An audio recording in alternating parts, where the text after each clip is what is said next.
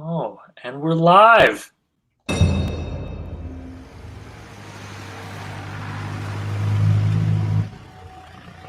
Doesn't make much sense, does it? Building a pulp mill all the way up here and then abandoning it. So where's your professor? He hasn't been here this morning. We got in last night. There were no lamps, no welcome party, no nothing. How many days are we from the nearest town? Half a day's paddling and then 2 by car. Dr. Keating! Dr. Keating! Professor! Dr. Keating! Professor! We need to search. We need to search right now. The man knew what was up here. None of us have seen it. None of us have seen one. We have to run.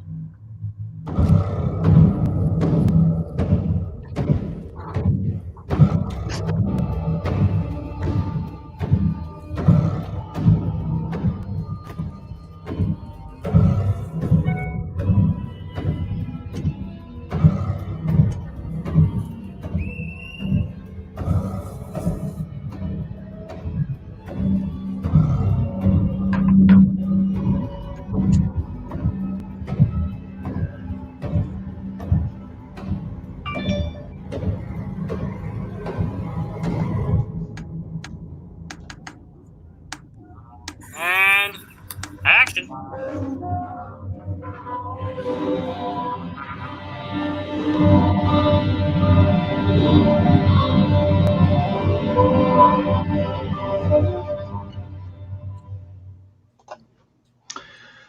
Hello.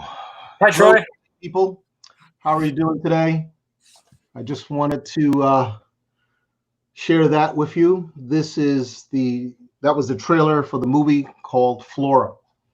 And today we're going to have a real interesting treat for you.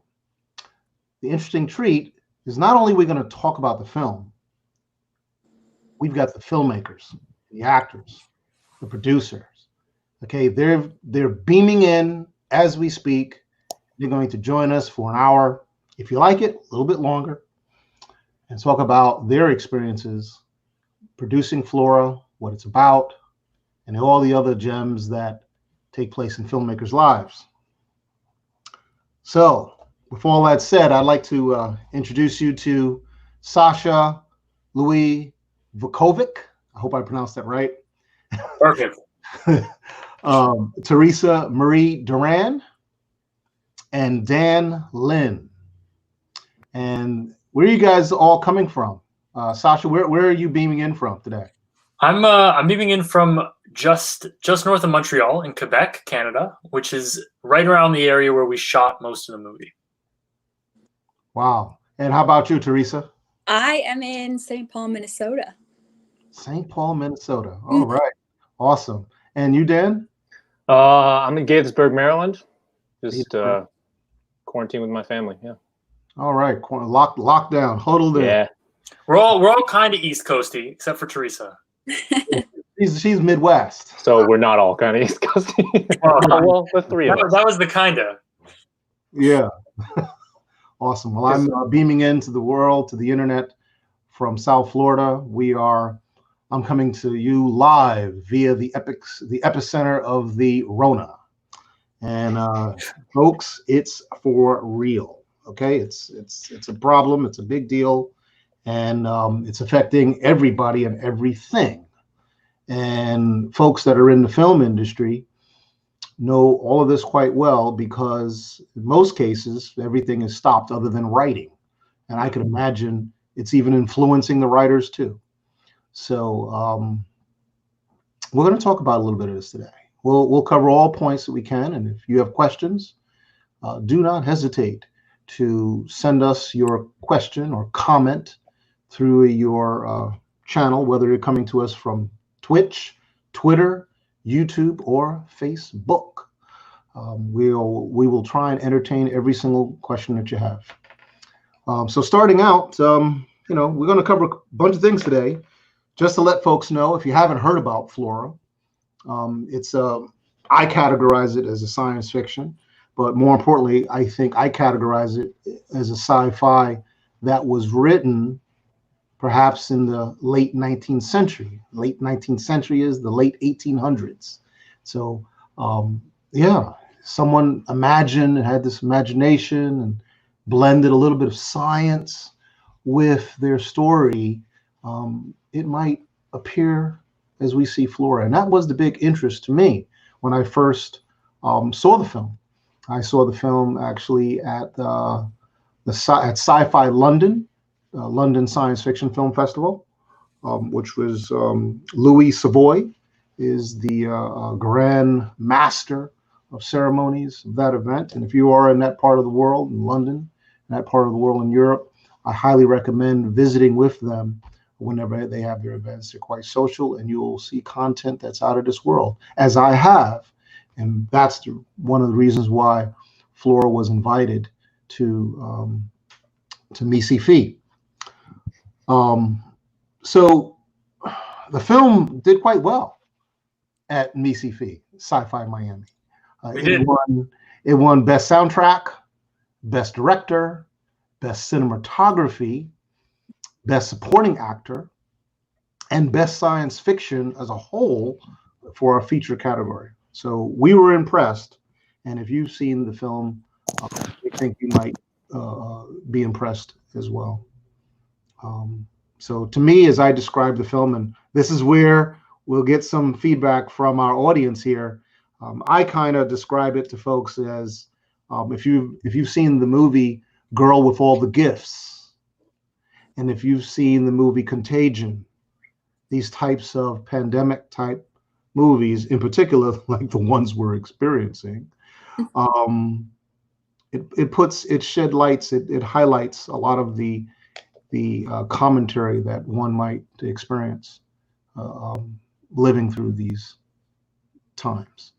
So I don't know if that's an accurate portrayal or accurate description, Girl with All the Gifts or Contagion, but I'm going to definitely get some feedback from everybody. So starting with Teresa. Teresa, what was your role with Flora? Other than I think most of us have seen the trailer.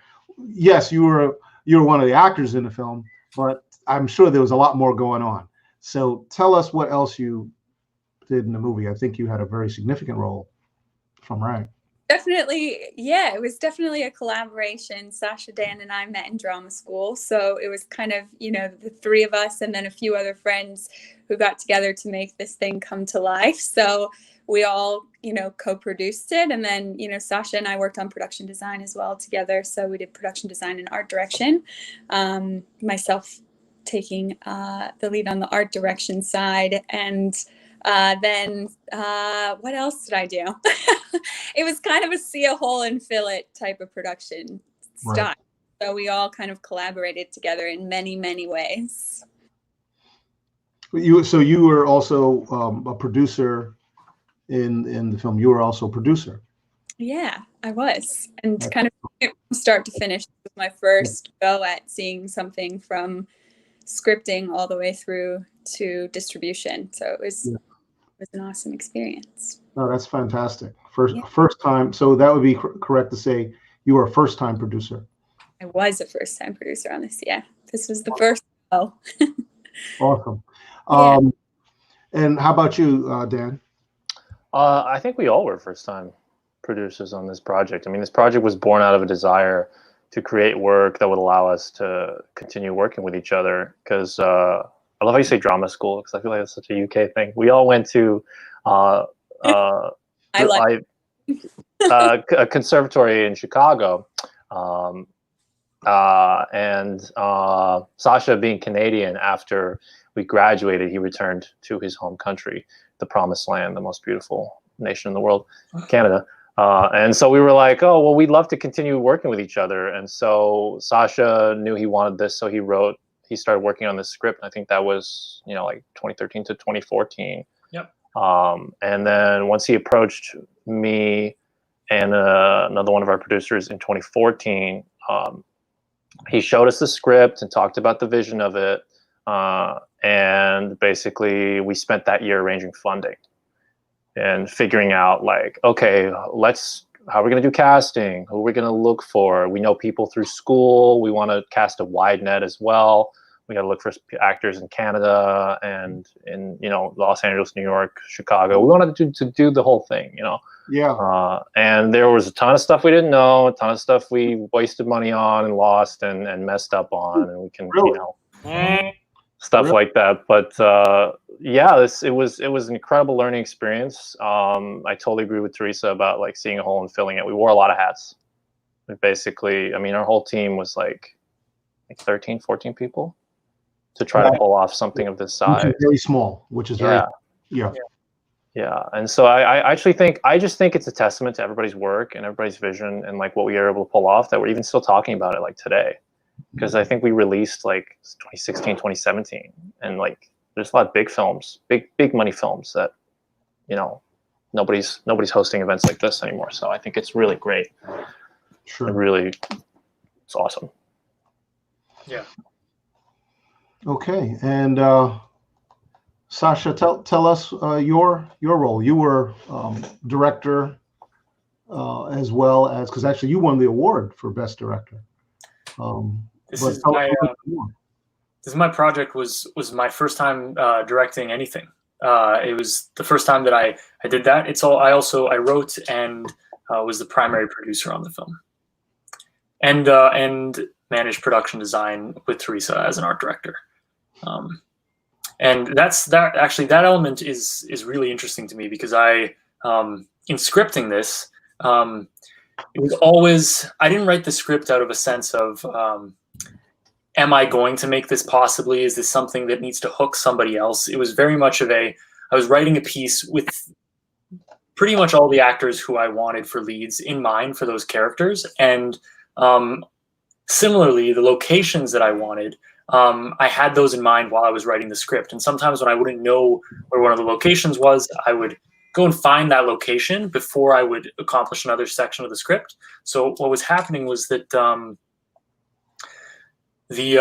my production design really fueled some of my writing, and the writing also fueled the production design. And I found that as a process that I really, really enjoyed. So those were, that at least was the genesis of like my journey on it. And then the directing was fascinating. I learned a lot. Well, that definitely takes us to, I'm going to put this up here. I think folks will dig this. Our poster. Yeah. Who's that? That is the poster. He looks so shell-shocked. Yeah, You're on there, Troy. You're on there. You'll see that the Cinematography Award for the poster for your festival. There's TMD wearing a mask before. It was cool. We tried to, or it was important to me that the different laurels represented different awards won by different people in the project. Yeah. I didn't recognize Teresa's eyes. This is my first time noticing that her eyes are, she's kind of freaking out. The mask is on crooked, and she's like, "Oh my goodness, I did not recognize this." I did not deep, man. But what you were saying, Sasha, about the different laurels that you have here, we've got Sci-Fi London, we've got Film Quest, which was in Provo, Utah, Amsterdam, Indie Fest. Where's Indie Fest? Sci-Fi Indie Fest is that's in San Francisco. Oh, fantastic!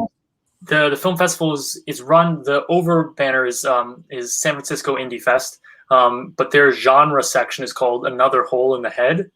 Oh yeah! And we went to their festival, and it was really a treat. Awesome. I've heard of that, but I didn't know that was San Francisco. Awesome. And then there's the Twin Cities as in Minneapolis, St. Paul. Yes. Wow. The laurels. I'm also very proud of these because they kind of represent a lot of the important ports that the film docked at, and what kind of led it down its journey and where it eventually ended up. They really represent some of the most important people that touched the film from a festival standpoint. it's kind of hard to read this, and I'm sure the audience may have that same challenge. So on the top right, it says Best Feature for Sci-Fi London. Winner, what does that say for Film Quest? Best what? Best score. Best score. And original screenplay of Amsterdam. Official selection, Twin Cities. Yes. Best cinematography in Miami. And what is Indie Fest again? Best what? Best science fiction film. There you go. There you go. Wow, that's interesting. And you actually received pretty much all of those types, those categories from SciFi Miami. Yes. Wow, most impressive. Most impressive. Just to also let you guys know, there's a real cool festival up in the area of Minnesota called the Flyway Film Festival. I don't know if you've heard of it, Teresa. But Flyway, I've been to that festival. Very, very nice. It's held in 2 small towns. One town is called Stockholm, and the other town starts with a P. There are 2 towns that are about 5 miles apart, and that's where they hold the festival. It's a real neat thing. Highly recommend if you ever have a chance to visiting in that part of the U.S. Stockholm, northern Minnesota is full of its Scandinavian references. Yes. Yes. Yeah. All the Vikings settled in northern Minnesota. Isn't that something? Actually, it's interesting. Once you pass the border in northern Minnesota, you get into Ontario, and that part of Ontario, the northern part of Lake Superior, is also full of Scandinavian descendants. So everybody up there has their cottages are not considered. They call them camps as opposed to cottages. It's like they're going up to the camp, and all camps have to have a sauna. Otherwise, it's not considered a camp. So you'll have like literally the most shanty, like shack in the middle of the woods, and then there's a gorgeous sauna next to it because everybody. It's just not considered It's not considered going into the There's no reason to go into the woods if there's not a sauna. Wow, that's trippy. Direct descent. Literal hot take. Yeah, the Scandinavians. So I'm sorry. So what's going on in this this little piece here? Well, Dan, do you recognize that? That is Miles G. Jackson's famous bottom. That is in the little brackets right there. Let's be fair to our audience and give us the rundown of what the film's about. I'll take it just because I wrote it. The film is about a botany expedition in 1929, and it's about a group of 3 university botanists and then other people who were brought along on the expedition in order to help them with the purpose of their expedition, which is to catalog and collect plants from an uncharted forest. And when these students arrive, they all go to the same university. The other students there's a nurse, there's somebody there who's going to be there, who's going to cook, and also who's a hunter. And then there's a cartographer who's going to start mapping the area. And when they arrive, their professor, who's basically supposed to run the expedition, is missing. And they have to figure out what it is that happened to him. And it all kind of links into the flora and the ecosystem that they encounter. And the film is also based on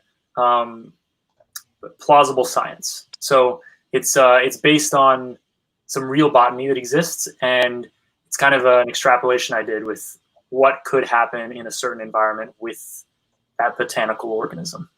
Wow. So why in the world did you write this? What made you write this? I was really, really inspired by my own lack of knowledge about plants. Mm-hmm. That was the genesis for it, for me at least. It was I just realized, I think probably around, as I was getting out of university, that the main organisms that I was interacting with in the world were natural organisms, things like trees, plants. I just knew nothing about them. I didn't understand necessarily how we work together as an ecosystem. And I started doing research on that, and I started asking people around me also, like, what did they know about plants? Not simply about the makeup of plants or the anatomy of plants or the biology of them, but actually why they grow, like, is there a soul in plants? I just became kind of very, very fascinated with them. And throughout that process, I realized that a lot of people around me also didn't really know much, didn't have a working knowledge of plant life. Sure. And so I kind of dove in, and it still fuels me, that kind of that quest to understand them. And also I'm endlessly fascinated and surprised by what I learn about plant life. Yeah, and I've just always been really fascinated with it. And it seemed like a very good well to pull from for inspiration. I definitely agree with you with the introduction of science. And, this, just for the audience to know, this film coincided with the movie Girl with All the Gifts, which also screened at SciFi London. I'm sure everybody remembers this. And the writer from SciFi, from Girl with All the Gifts, was in attendance and actually gave an interview. And during his interview, he speaks on this is where I'm at a lapse. I'm not a biologist, but this is where he goes into trying to explain that there are numerous organisms that have the ability to be parasitic and get into a host to then thrive or evolve from. Yeah. And that's where I kind of think you may have been going on in the backstory with this. It's in the backstory of Flora, but the theme is there. And to this day, you have many movies, many stories that are produced that adopt that same theme. The Girl with All the Gifts is totally about this, and it's actually factual that parasites exist that have the ability to take control of people or take control of organisms. Let me say that they have the ability to take control of organisms. There's plenty of evidence of this, so it's scary. And that's why Flora, for the world, Flora is a sci-fi thriller. It's a sci-fi thriller. Yeah. And of course, if you went further with other things, it would go even to a deeper, darker category. But that's one thing that caught me, is that you took on this approach. This is in the end of the 1920s. It's still a part of North America, which has not been explored or explored very little. And this was during a time where there were lots of these biological surveys going on all over the planet anyway, because we had the ability to do it. We had some know-how we had this framework to categorize what was observed. It was an explosion of information. Yeah, botany was also growing at that time. The time that Flora set in the 1920s, kind of since the start of 1900 up to 1929, or up to like 1930, there was a huge bloom in the field of botany.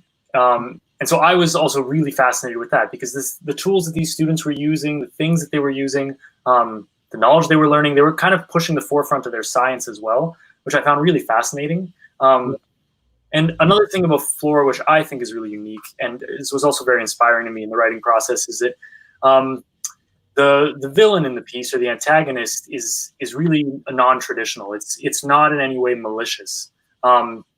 It's simply a really, really strong floral organism that is just living very, very strong, and is like extremely vibrant.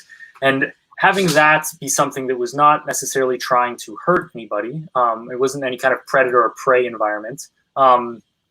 It made really interesting ideas about how to deal with the problem of fight or flight from something like this, because there's kind of another area to go into, which is simply just investigate, find out more about it, understand more about it. And I think that science fiction, that's one of the greatest things that it can provide as a genre, is it provides curiosity and understanding. So I didn't have to have the characters immediately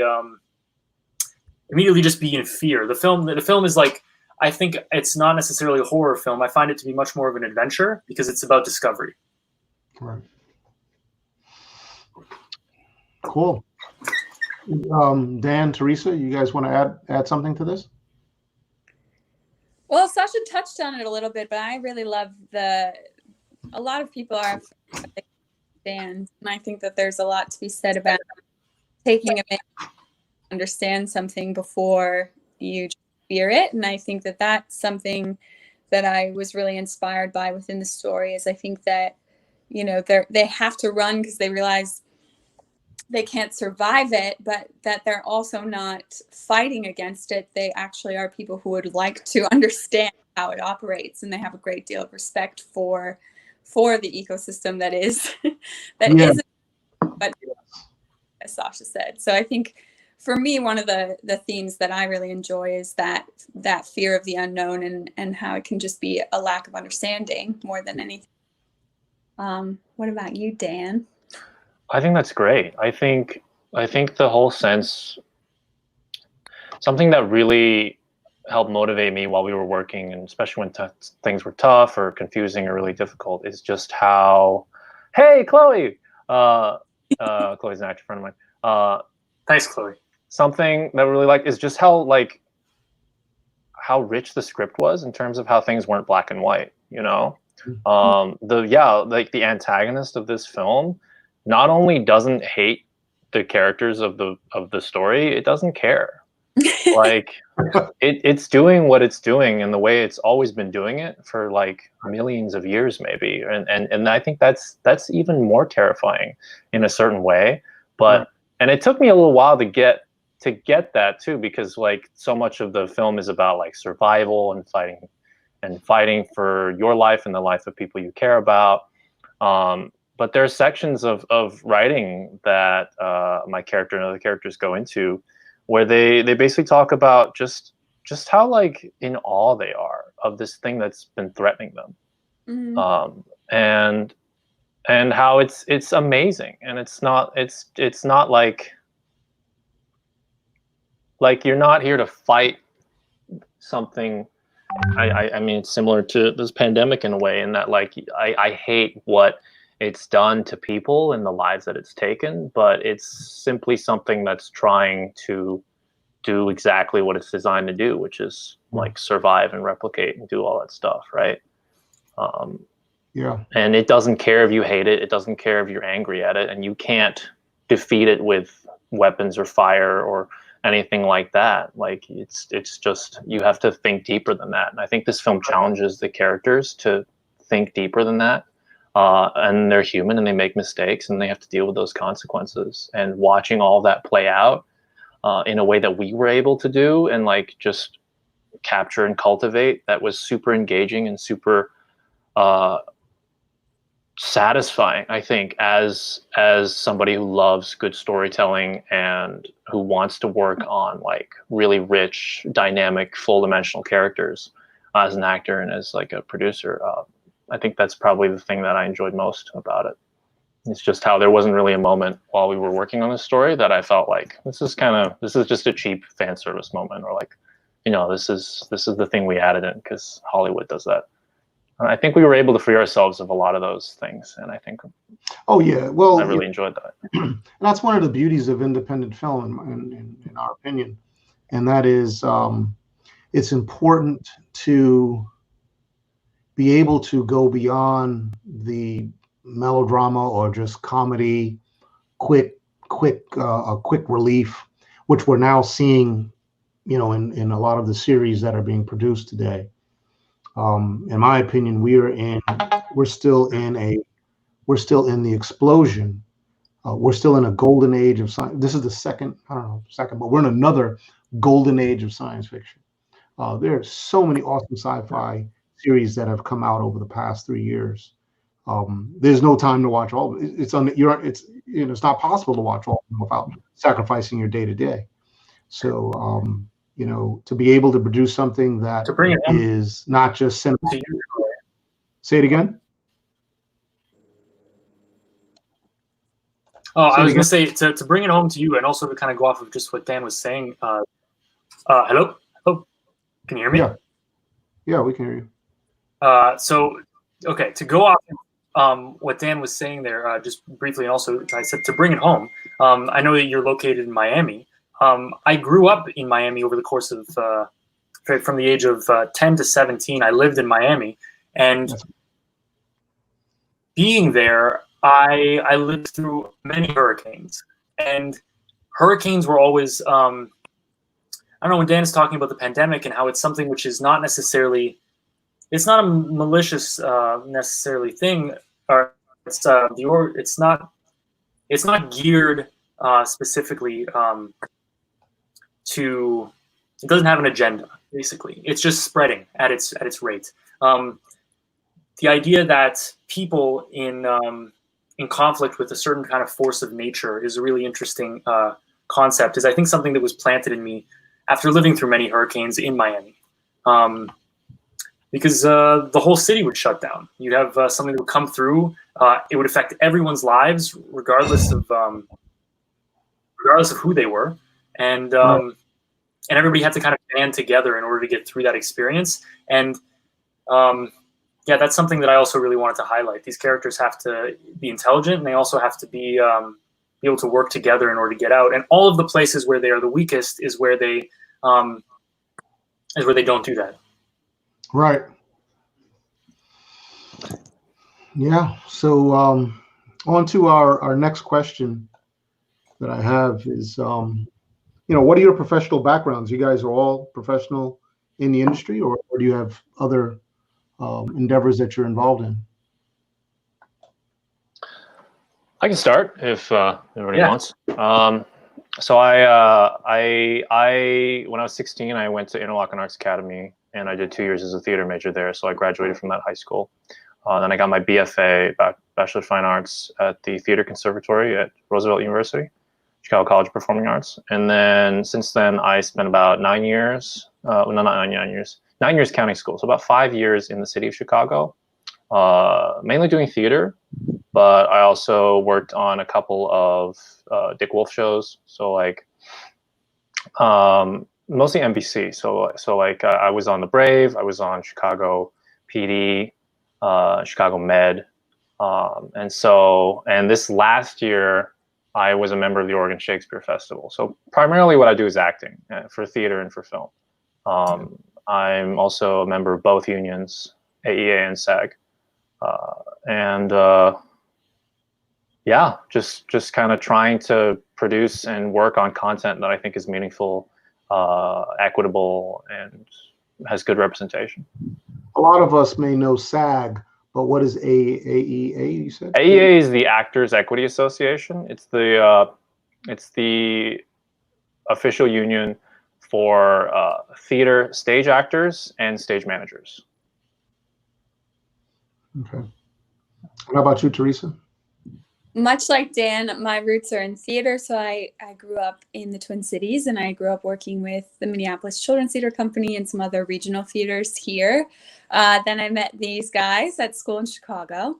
And I left actually after our first year together, and I went on to study in England, both with Bada and with Lambda for a short while, and studying acting again. And then remained in touch with these guys, and it was pretty much right after you all graduated that we gathered together and made Flora happen. But like Dan said, my roots are very much in acting, and I've branched off into the production side over the last couple of years, and had internships at post-production companies in LA and Chicago, and really just found the behind the scenes aspect very interesting. And like Dan said, I felt very empowered to create content that was something that I wanted to see that maybe wasn't necessarily happening at the time. And so we just kind of got together and made something interesting that we wanted to watch and wanted to be a part of.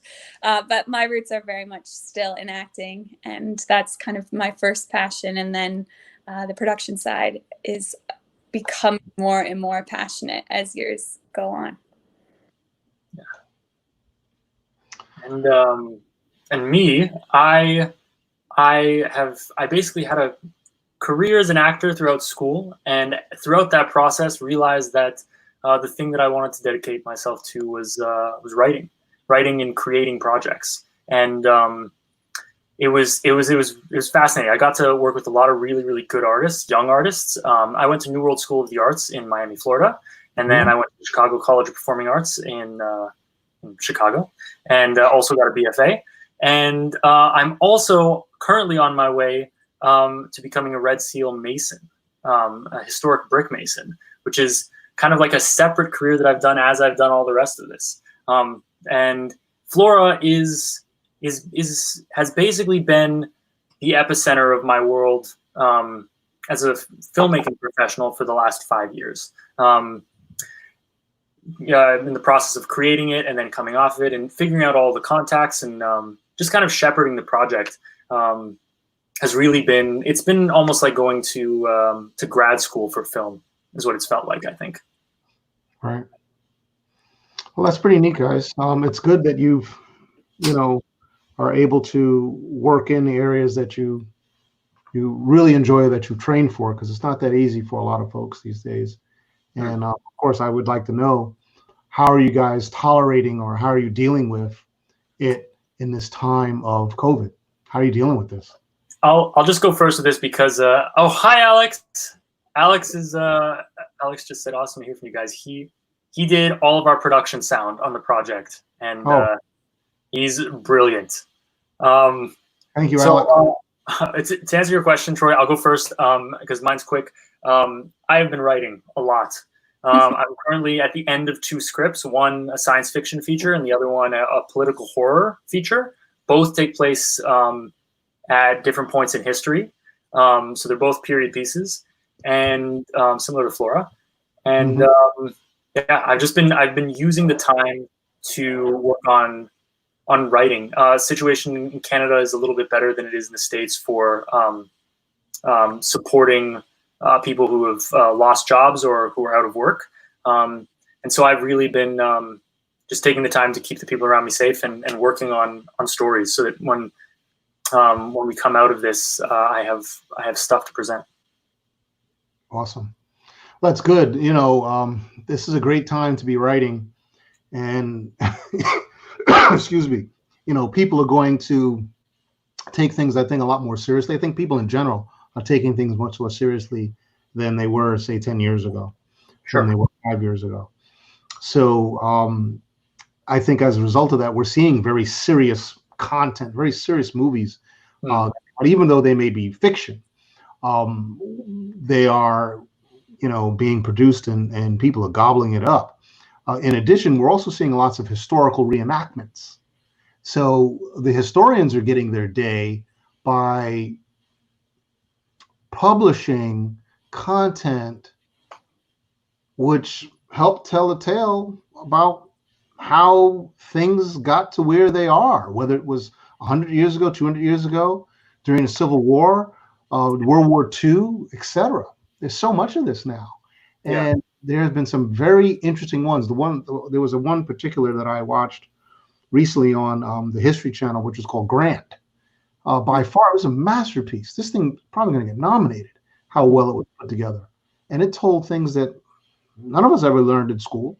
We didn't know some of the things that Grant and his team were involved in and what they accomplished. We were told the opposite. So the mere fact it's not just a documentary, but it was a docudrama that had reenactments like a movie.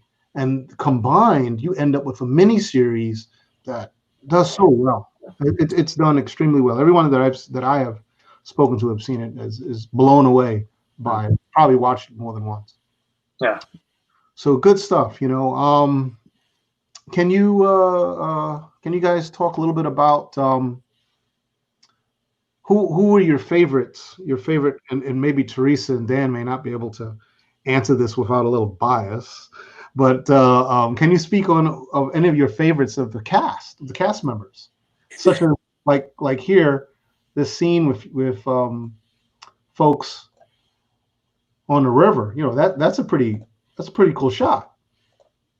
My question is going to be: is it like, who are my favorites? So we all cooked together, and I cooked a bunch of the meals while we were up here filming, and so maybe I can answer the question with who is my favorite person to cook for. To cook for? Yeah, like whose meal was the So there was Okay, what is the criteria for judging that? Yeah, exactly. Uh-oh. I Like love it all. gratefulness They all or did so like good. Most difficult because I always thought it was very funny that you guys stuck the vegetarians were like at the end of the table. We sat at like a very, very long, like family style table, and Sari and I So cool. vegetarians, and we were always like sat at the end of the table. It was very funny. That's so cool. I think Miles was gluten-free and he sat next to us as well. Like all the people with like the irregularities in their diet sat at the table. Our special effects makeup designer was allergic to cucumbers. And I did not know that. yeah, so that was a very particular one for me because I was like, okay, I can make foods for everybody, but no cucumbers at all. I just literally threw it was off the menu in all capacities. I would say if I'm answering by that criteria, this guy right here who you see on screen, Miles, I had the most fun cooking a meal for him because it was I think it was his birthday while he was up there. Oh. It was either his birthday or it was his last meal that because he had to leave early. Okay, yeah. To go star in a big play in New York. I came to a point where I asked some of the cast what was one thing they would love to eat, and Miles said he loves Cobb salads, and so I made a massive Cobb salad for Miles specifically, and that was fun. So not only you were the director, but you were also craft services. That's exact. I was just gonna say, man. If you're gonna do your own movie in a remote location where we shoot for 6.5 weeks, you gotta. We all 6.5 weeks. Was it? How long was it? It was the actual shooting time was about a month and a week. It was like a 5-week shoot. That's pretty much the length of summer in the boreal forest. Basically, we were as we were finishing up, so we started shooting second week of July, and we went until I think the last shot happened on August 14th. I think that Miles and Sari and Yvonne and I think that there were a few of us who had no connection to anyone else in the production, and I always say that they're super brave because to go up to a cottage in the middle of nowhere with a team of people you've never met before and live there for a month is pretty brave in my opinion. Yeah. We as we entered the process, Sari didn't know any of us, and luckily by the end when she was leaving, we were all in tears. So it was we became friends, which was good. Wow, that's awesome. Some kind of bravery to go up to a remote. Oh yeah, definitely that was there. I'm about to add on a little thing here. It may do something funny, but we have to take a little quick break for our sponsors. So we'll be right back, and what we're going to do, we're going to jump into more talk, and we're going to take a look at a map of the shooting location. 1 second. Let's see if this thing works or locks up the system or does something crazy. We're about to find out. I should have done it. Based sponsor? Well, the festival has several sponsors. Yes. So with that said, as an example, the festival sponsors are Boris FX, Final Draft, Red Giant, Gen Arts, which is part of Boris FX, Get Label, which is our limousine company. It's a limousine company that helps ferry people from one part of the festival to the other, does logistics for transportation here in South Florida. Backstage, who we all know Backstage, they are involved in being a support arm for casting notices and production notices. New Blue Effects, which creates very nice plugins and scripts that would run in your editing and post-production software.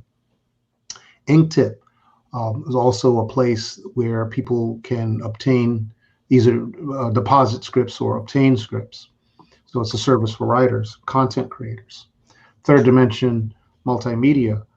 This is a company that one of our founders is attached to, who helps us with a lot of our videography services on site, our production services, the engineering that goes involved in putting together our festival.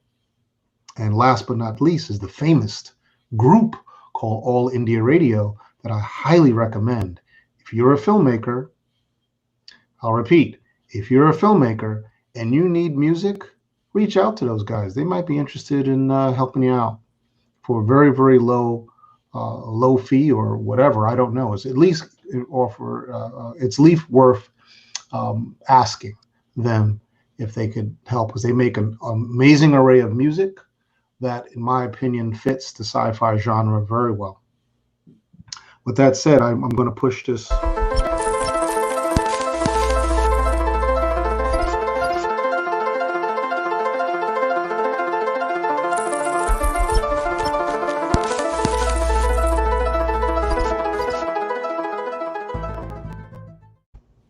Did that work? Yep. Very drawn. I like it. Wow. It finally worked. Okay, cool. All right. With that said, we're going to go next to this really cool stuff that you guys have here. Sasha and I were talking about this earlier, and this is the location of the production. Just for people to know, Canada's a big place, guys. It's a big place, okay? It's big, okay? You see these roads? These are like highways. There's like nothing here. Nothing here. Well, there is something there. There's trees, but you don't have any major highways. I'm sure there's people all over there and animals and things like that. But it's a pretty vast area, okay? This is St. Lawrence River, you know? Okay, there's Quebec City. There's Montreal, Ottawa, okay? This is Vermont. New York State. If you ever heard of Star Trek, anybody here ever heard of Star Trek? Well, there's a place called Ticonderoga where they made fan films that were as good as the movie. Got a lot of attention, just like the guys from Axanar got a lot of attention because they made really good fan films. There's Toronto. We've all heard of Toronto, right? And these are part of the Great Lakes system, and that Great Lakes system feeds out into the St. Lawrence River, which takes us where there's a lot of really good lobsters and other shellfish that we like to eat. But in any case, the movie was shot up here in this wilderness. Yep. Right? Yep. What is this the name of the preserve? The reserve? That is the that's the Mastigouche Reserve. It's a nature reserve. So I can drive 15 minutes and I'm into the nature reserve. Technically, I'm kind of in it already. But it's a very cool place. You can go in there with a car and just drive and just watch your gas to make sure you get like lost in there. Gas station? No, it's endless. People go camping in there. People go in there specifically to go to a specific lake or another to fish at different times of the fishing season. It's beautiful. It's beautiful, and it's also you have to log in when you go into the park so that people know who's gone in, and if you don't come back in a certain amount of time, they can send somebody out, and you have to say where you're headed within the park. Great. It's basically untouched wilderness. There's no dwellings on any of the lakes. There's no towns or cities out there. It's just trees. Are there any indigenous tribes? Any people up there? Reservation? Canada has many different First Nations. We call them they're known as First Nations in Canada, and they're First Nations bands that stretch all around Quebec and all around in Ontario. But I personally don't know which First Nations used to or still do have either reserves or territories inside of the Mastigouche. Mastigouche. What is gouche again in French? Mastigouche is a First Nations word, but I actually don't know which language it is in. It's something that I should look up. Mastigouche. It's an interesting word. Sounds familiar. That's pretty neat, and just so we can zoom in for folks to see. Of course, this is all glaciated terrain.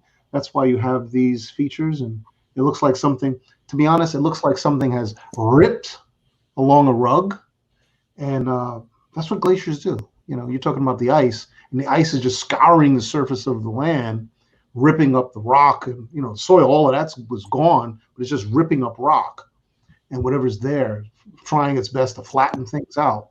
And after the ice retreats and is gone, and life returns and builds up soil on top of the bedrock and so forth, this is what forms. So this is the typical, what you could say, the geomorphology or the landform that is a result of intense glacial activity. Just to put it in perspective, the glaciers came all the way down from up here, all the way down to here and stopped. Came down to here and stopped. And that's what, when they stopped, that's what formed Long Island. Okay, that's what formed all of that. So, so it seems that there's kind of a parent language in a lot of First Nations, which is called Algonquin. There's also a First Nation, which is the Algonquin, but Algonquin is it's kind of a language system, and Mastigouche means where the wood is small. We have many hills here. It's very hilly. There's certain areas that are mountainous. There are tons of rivers, but the trees are pretty lowlands. It's a deciduous forest rather than something that's more boreal or just pine based. So do you know exactly what area? Well, not to go into all of the details. We're trying to crash here from orbit. Is that what's happening? Oh yeah, we're coming in real close, man. I saw the spa on the Google map. There's a You guys, there's a question on the board that is probably, we'll see if we have time for it, but they're like, what was your favorite day on the production process? And I was like, it was spa day, man. Spa day. That's my favorite day. spa day. There's a nice spa up here. Yeah, and there was a day we worked. We kind of left 6 days open for shooting, and then 1 day where we were off for sure per week. And the reason that we did that was in large part because of the fact that you can't really dictate nature. The entire thing was shot outside, except for maybe like 2 scenes inside of a tent. But everything else was exteriors, and so we were kind of at the will of the rain and the sky and the wind, and because of that, we left a lot of place for, I guess, like improvisation, shooting schedule. And one of the days that we had off, we organized a trip to the spa for anybody who wanted to go to relax a little bit. Was it this one here? It is in fact the Spa Naturel. I don't know what their situation is right now, but I think they've like, it's been like pedal down, stop, start with like how they're gonna manage it. Sure. Spas during COVID, I don't think that they're fully open. I think that they're beginning to try to open. Well, they've got a deal going, $186. Talking about all our sponsors. We're hawking the spa more than anything else. Yeah, we tried the village, which is right around the house where we stayed is on a lake called Lac Hainaut, or Hainaut. And the village outside of that, where kind of everything's centered around, is called Mandeville, or in French, it's Mandeville. Mandeville. It's remote, man. Yeah, that's the thing about Canada when you're saying this, Troy. Even the cities which are really far, or which feel like you're kind of on the edge of the frontier, you're barely scratching the surface of how far north you can go in the country. It's massive. We didn't shoot every scene in this area though. There's a great shot at Cup and Saucer Trail. I think is it on the UP or is it on the way to the UP, which is the Michigan Upper Peninsula? It's actually on Manitoulin Island. Okay.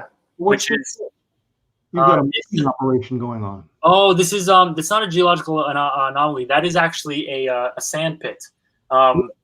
So there's a company that bought that land and has basically terraformed what used to be there, the mountain that used to be there, and has harvested sand from it. So it was a mountain? It was a mountain. They were probably getting quartz.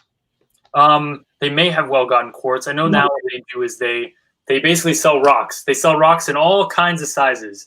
You can get really big ones. You can get tiny little fine ones. Real life earthbending. Yeah. Yeah. It's kind of cool to go in there at night or when the sun is setting, because it's kind of an environment that very much feels like you might be on another planet somewhere. It's Into really, the sand pit? yeah, it's a massive, massive sand pit. And next time you come up here, What are you doing that you go into sand pits at night? I'm a creative individual, Dan. It just sounds like there wasn't much to do in Lacanau before the pandemic. I'm only 28, Dan. You have all this love. What does that have to do with anything? Hold on a second. Here we go. Wow. I had no idea that when we began this interview, we would be investigating sand mining in America. In Canada. Well, amazing. I won't take it too far. So, you're fine. No, I mean, okay. we're just Just real quick. I'm not familiar with the geology there, but I do know that in some parts of the Northeast, in particular, when there's sand mining. So sometimes you're mining the plagioclase, like the calcium plagioclase, calcium feldspars. You're mining the calcium feldspars or the quartz. Okay. And, if you're mining for calcium feldspars, everybody here brushes their teeth.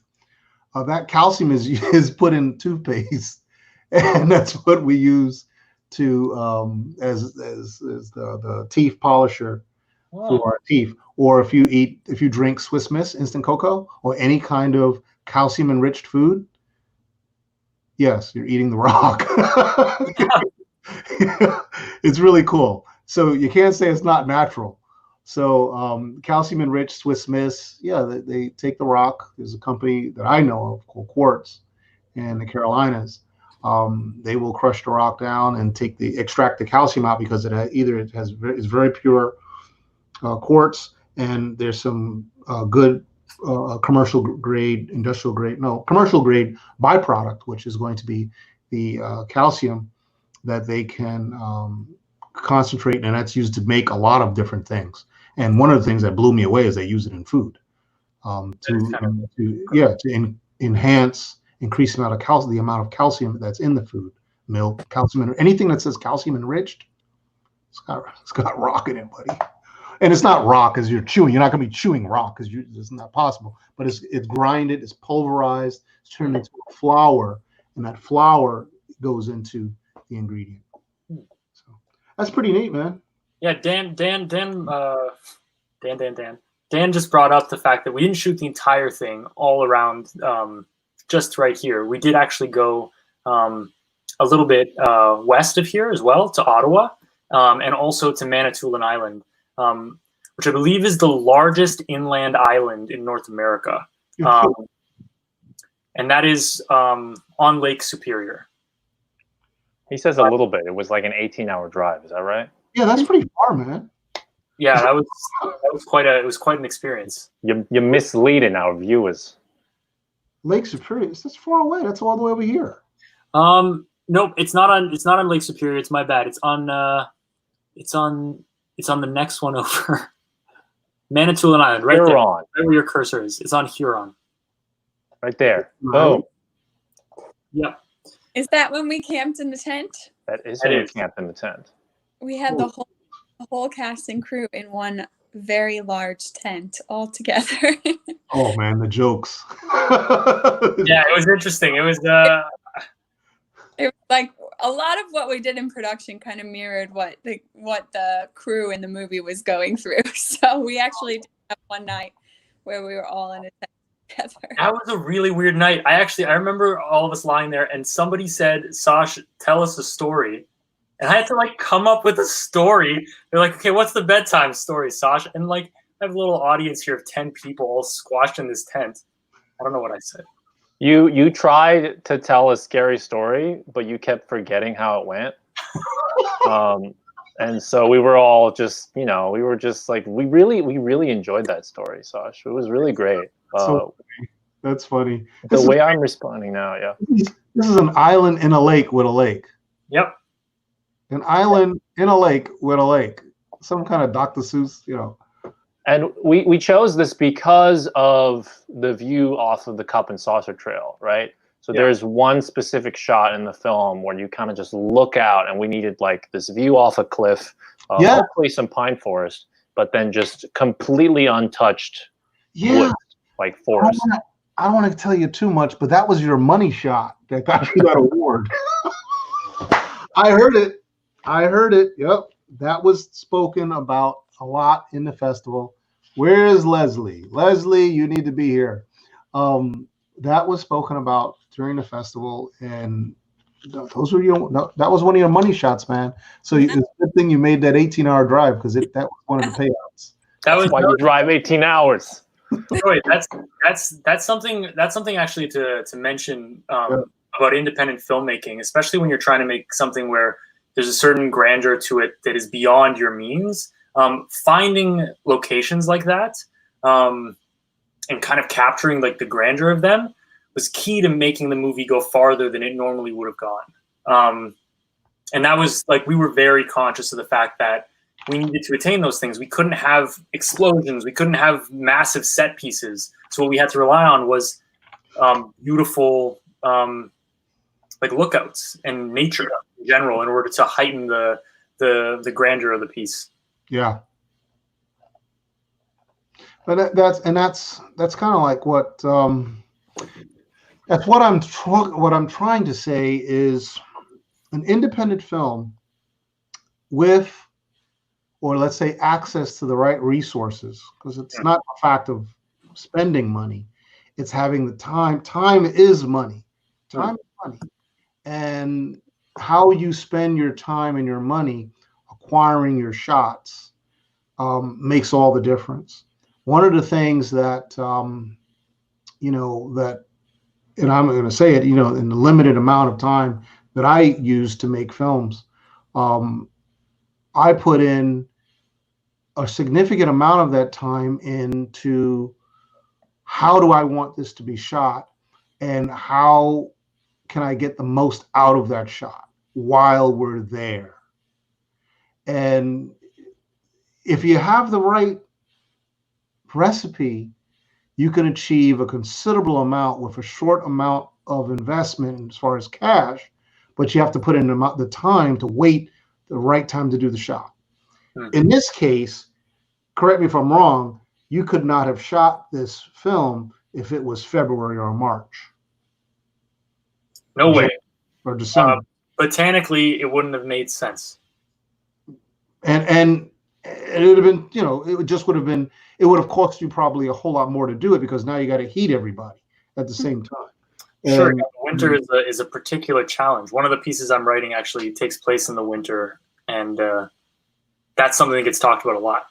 Yeah, that's right, because it's a whole different mixture of, it's a whole different scale set of variables that are driving that production. So yeah, you could shoot something in the winter, but you're going to need vehicles for that terrain. You're going to need the proper PPE for that terrain. You're probably going to be eating different types of food on top of that just to be comfortable. This is just a minimum. And then you're going to need a cast and a crew that can tolerate that environment. I think that's something that everybody who is associated with the project can be commended for, especially everybody during production. They all tolerated being in the woods for a month and like basically a month and a half, really like living that, being in nature. It's a wild environment, and Teresa and Dan trekked and worked, and I don't know, on top of being incredible actors, they're just like incredibly capable humans and resources to conquer an adventure like the thing that we went on together. Right. Josh, we already shot the film. You can stop flattering us now. But it's true. It's very true. It's not everybody who would be gung ho. Like they brought this up, that people showed up, and then they were willing to go out into the woods and brave mosquitoes, to brave the elements, to brave like cuts and bruises, and to accomplish something that really shows off that environment in a powerful way. So I'm really pleased and also proud of what everyone was able to muster. Wow. Yeah, we didn't talk about the mosquitoes yet, but that always comes. The fact that there's Oh no. yeah, that's right. There's insects there, Yeah, and they grow as large as lizards, as reptiles. Some of them. Teresa, your sound is cutting out. Oh no. But go ahead, say what you said one more time. I think we'll get it this time. Oh, I was just gonna say, even though there's no insects in the script, there were quite a few that we had to battle while we were up there. So. Whoa. Speaking of, We enjoyed that dive. Yeah, speaking good. It was a 10 out of 10. A nose Yeah, 10 dive. out of 10. Ta-da! Here, let me do it. Oh, yeah, that's more. Yeah, I remember Sarah misting herself all over liberally. Bug spray in her doctor's bag. I love that. Sasha is hilarious because I was like, "Hey, there you go." I remember asking him before I came up. I was like, "Hey, what is there going to be a lot of mosquitoes? Like, because we're shooting the summer, is it like mosquito season?" And this man told me that he thought that mosquito season was in June, It is. and then so by the time we got up there in July, it would be fine. The mosquitoes have a short lifespan, Sash. So the mosquitoes that were biting us in July was the next, well, not the next generation, but like the staggered generation, right? So it's like we got eaten alive by the sixth graders and not the eighth graders. And it's because the shooting location that we used was like a campground, and it was by a river. There were a lot of them. There were just a lot of them, and that's complicated for being in the shot, and that's complicated for when like you're shooting and one lands on your face. Oh yeah.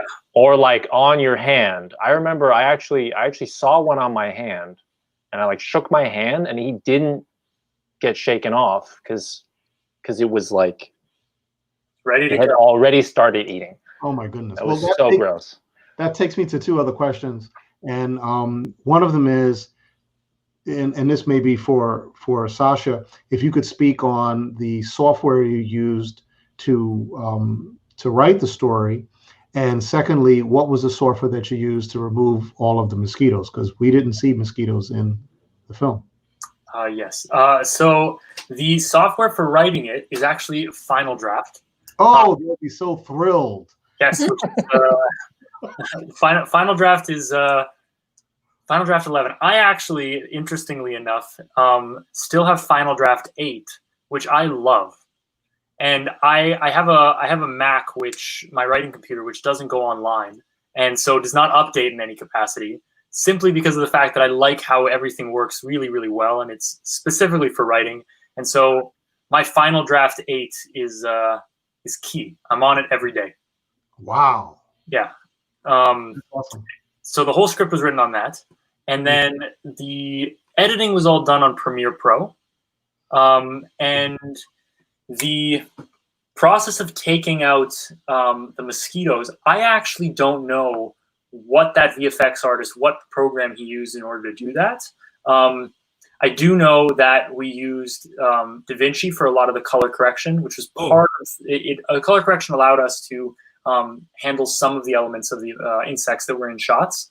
But I don't actually know the distinct VFX software that was used. But we hired someone specifically whose only job was to do mosquito removals, and I forget the number.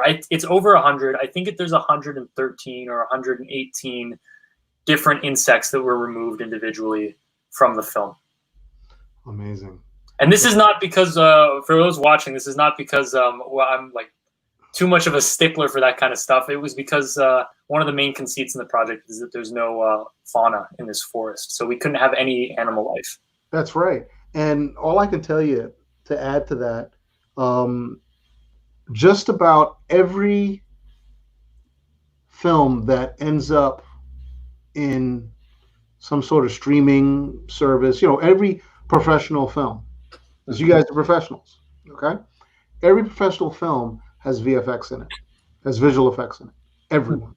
And it's something as simple as this, taking out bugs, making sure the buildings aren't showing on the horizon, making sure the lighting is done accordingly, balancing the lighting for the entire length of that scene. So it's something that is with us forever, visual effects. Yeah, the finishing of a movie is it's something that goes back to the very beginning of filmmaking. the editing process has always had ways of heightening certain heightening the light, changing the color, and yeah, it was really interesting on our project. Our cinematographer was incredible. He lended so much strength and also power to what he shot, and the color correction was actually more in place to make sure that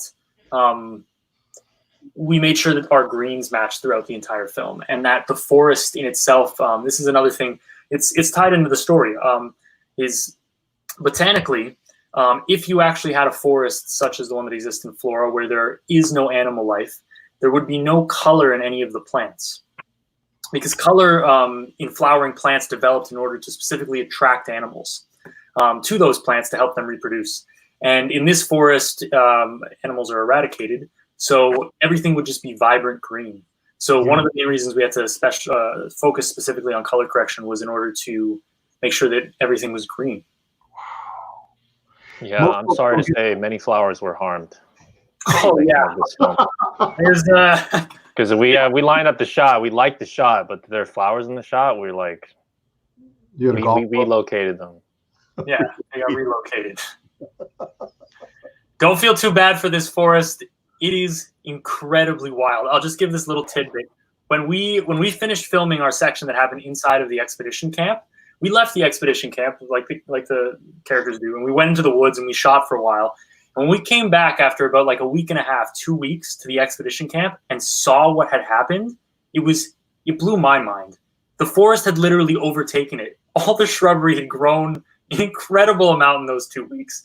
There were insects all over the tents. It was like everything had been taken over. The nature had reclaimed everything within the course of 2 weeks. Stuff grows very, very fast when there's a lot of water and a lot of sun. And that's right. Yeah, that's right. That's what Elon Musk wants to do at Mars, man. He's gonna try. I'd say that right now. He's gonna try.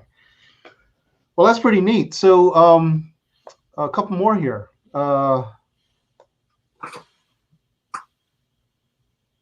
What part of the production was the most? Well, you kind of touched on it regarding feeding people. You guys lived in a real nice. You kind of lived out there while you were doing your completing the production, which is neat. So, so you kind of touched on that. So I don't want to go back that way. But how can we watch the film? Of course, I already answered that question. Most of the folks have watched the film already. Yeah. But as far as the international market is concerned, the folks that are out in the international, we do have a large international club base. How are they able to watch the film? Do they have to go to Amazon Prime or can they go somewhere else? It is available on Amazon Prime, and it's also available. It currently has physical distribution in North America.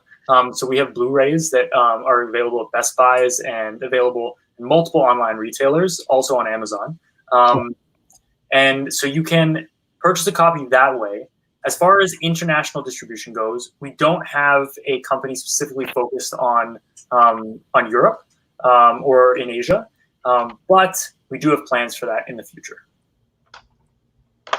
And the Blu-ray that's available has a full producer's commentary where Sasha, Teresa, and we actually went to the same recording booth that we used to do sound work for the film in post, and we just watched the movie and then we just talked for like the length of the film. Yeah, there's some good extras on the DVD. Oh, that's pretty neat. DVD or Blu-ray? Blu-ray, excuse me. Doesn't it come with Blu-ray and like a digital download as well? It does come with a digital download as well. So where do you go buy the Blu-ray? You can buy it on Amazon. You can also buy it at Best Buy or on bestbuy.com.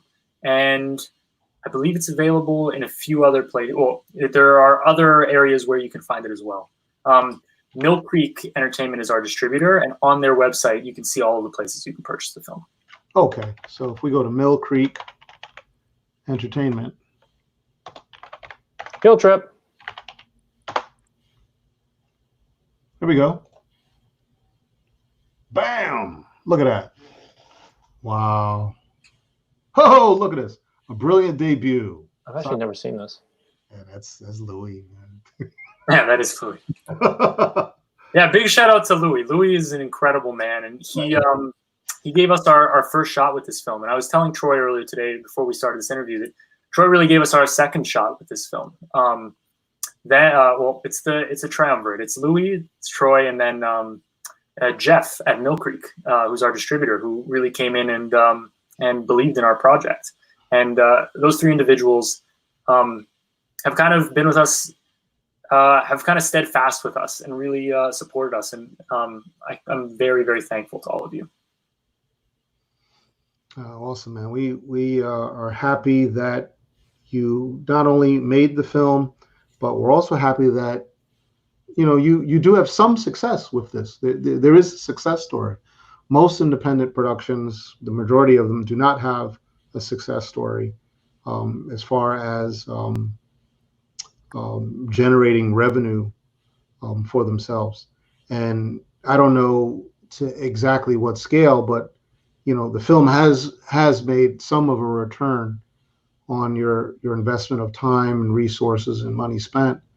And do know that there's a timeline. Okay, this was what, in 2000? What year was this released? We released in festivals in 2017. So Sci-Fi London 2017, midway through the year, and then finished up our festival run basically around the same time in 2018. So it was about a year that we were in festivals. Okay. At the beginning of 2018 was when we received the offer from Mill Creek for distribution. We received a couple other offers, but Mill Creek was by far the one that we trusted the most, and who were just going to shepherd us through the whole process, and we felt safe with. And awesome. They shepherd you through the process. They walked you through the process. That's really good. Yeah, and this is actually something Teresa is in large part responsible for us finding them. And Teresa, you could probably talk to that about how we found Mill Creek. But just to finish your question, we were in festivals for about a year. Then we found Mill Creek within that year, at the kind of beginning of 2018. And then a whole year after that, the film was released on Blu-ray. So it's only been out there in the marketplace fully since basically early 2019. Wow. So late 2018, early 19. So in all reality, guys, I'll tell you this, and then we're going to take another short break. But in all reality, we're talking late 2018. So we have 2019, 2020. Mm-hmm. You were only halfway through what I would say is the 5-year return. Yeah. 5-year return of the film. Yes. So this means you've got another 2.5 years of returns based on what you have behind you that you've accumulated. Yes.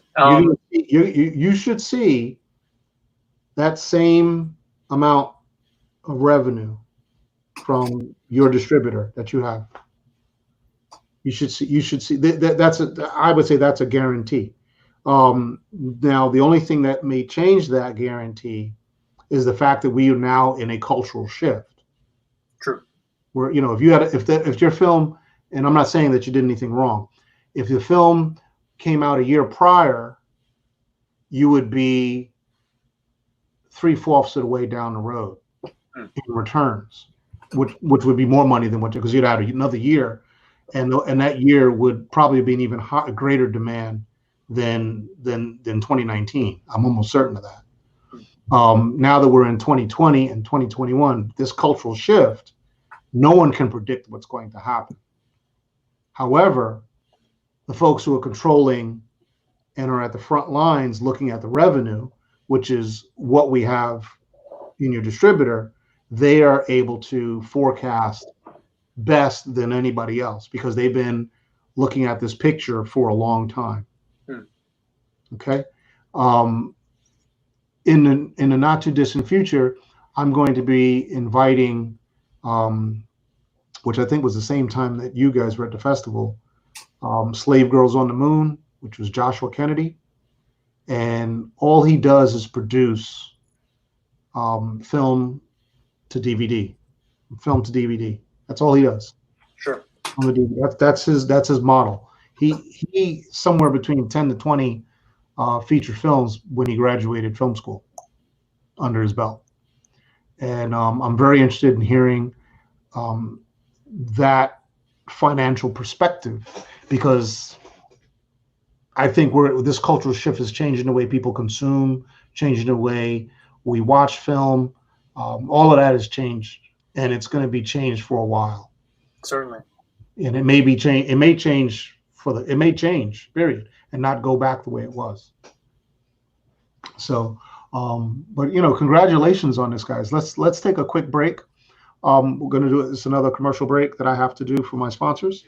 But what I would like to do is, when we come back, we're going to have one little piece on about which festivals you enjoyed, which festivals did you attend, which ones did you enjoy the most, and we're going to talk about what's next and your favorite sci-fi films. Be right back.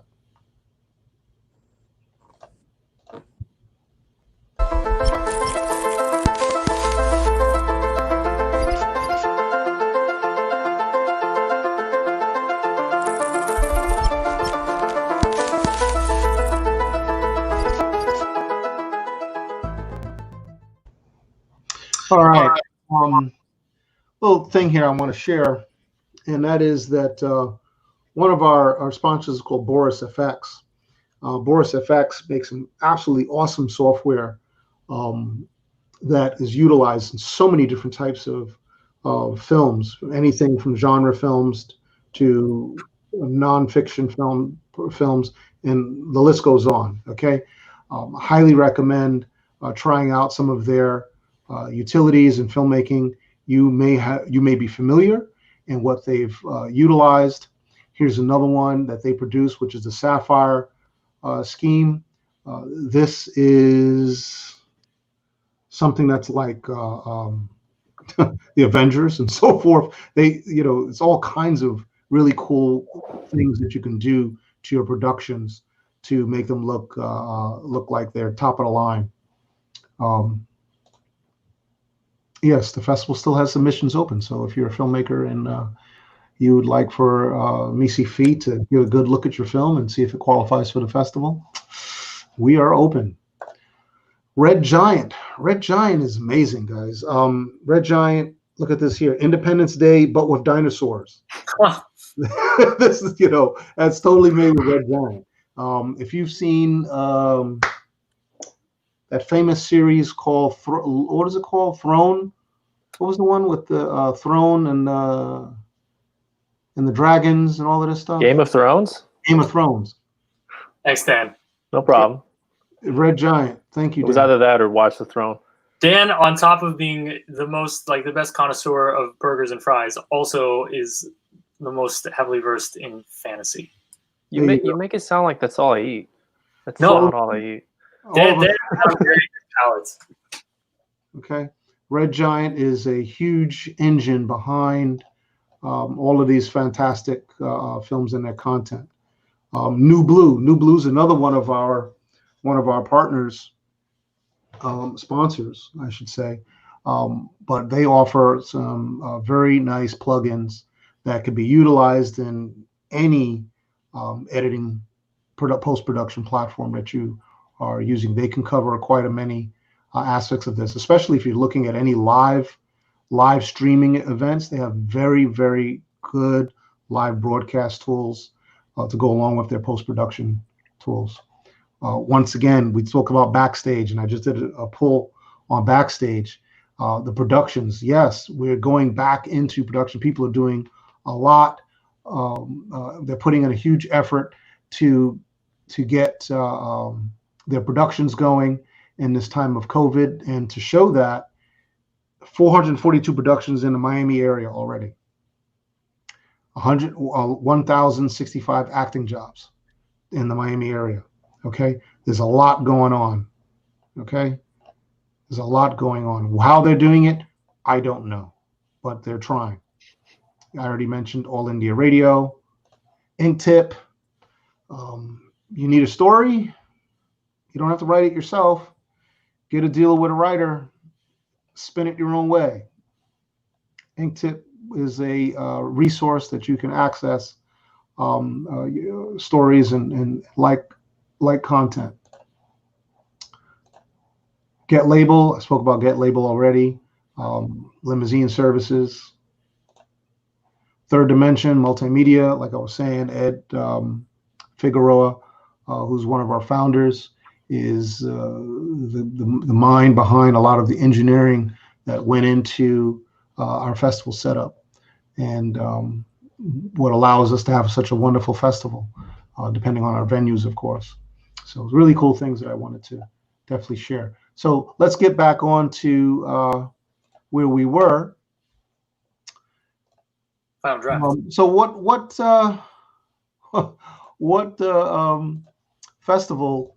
festivals were Flora in? How many festivals? What were some of them? What was your favorites?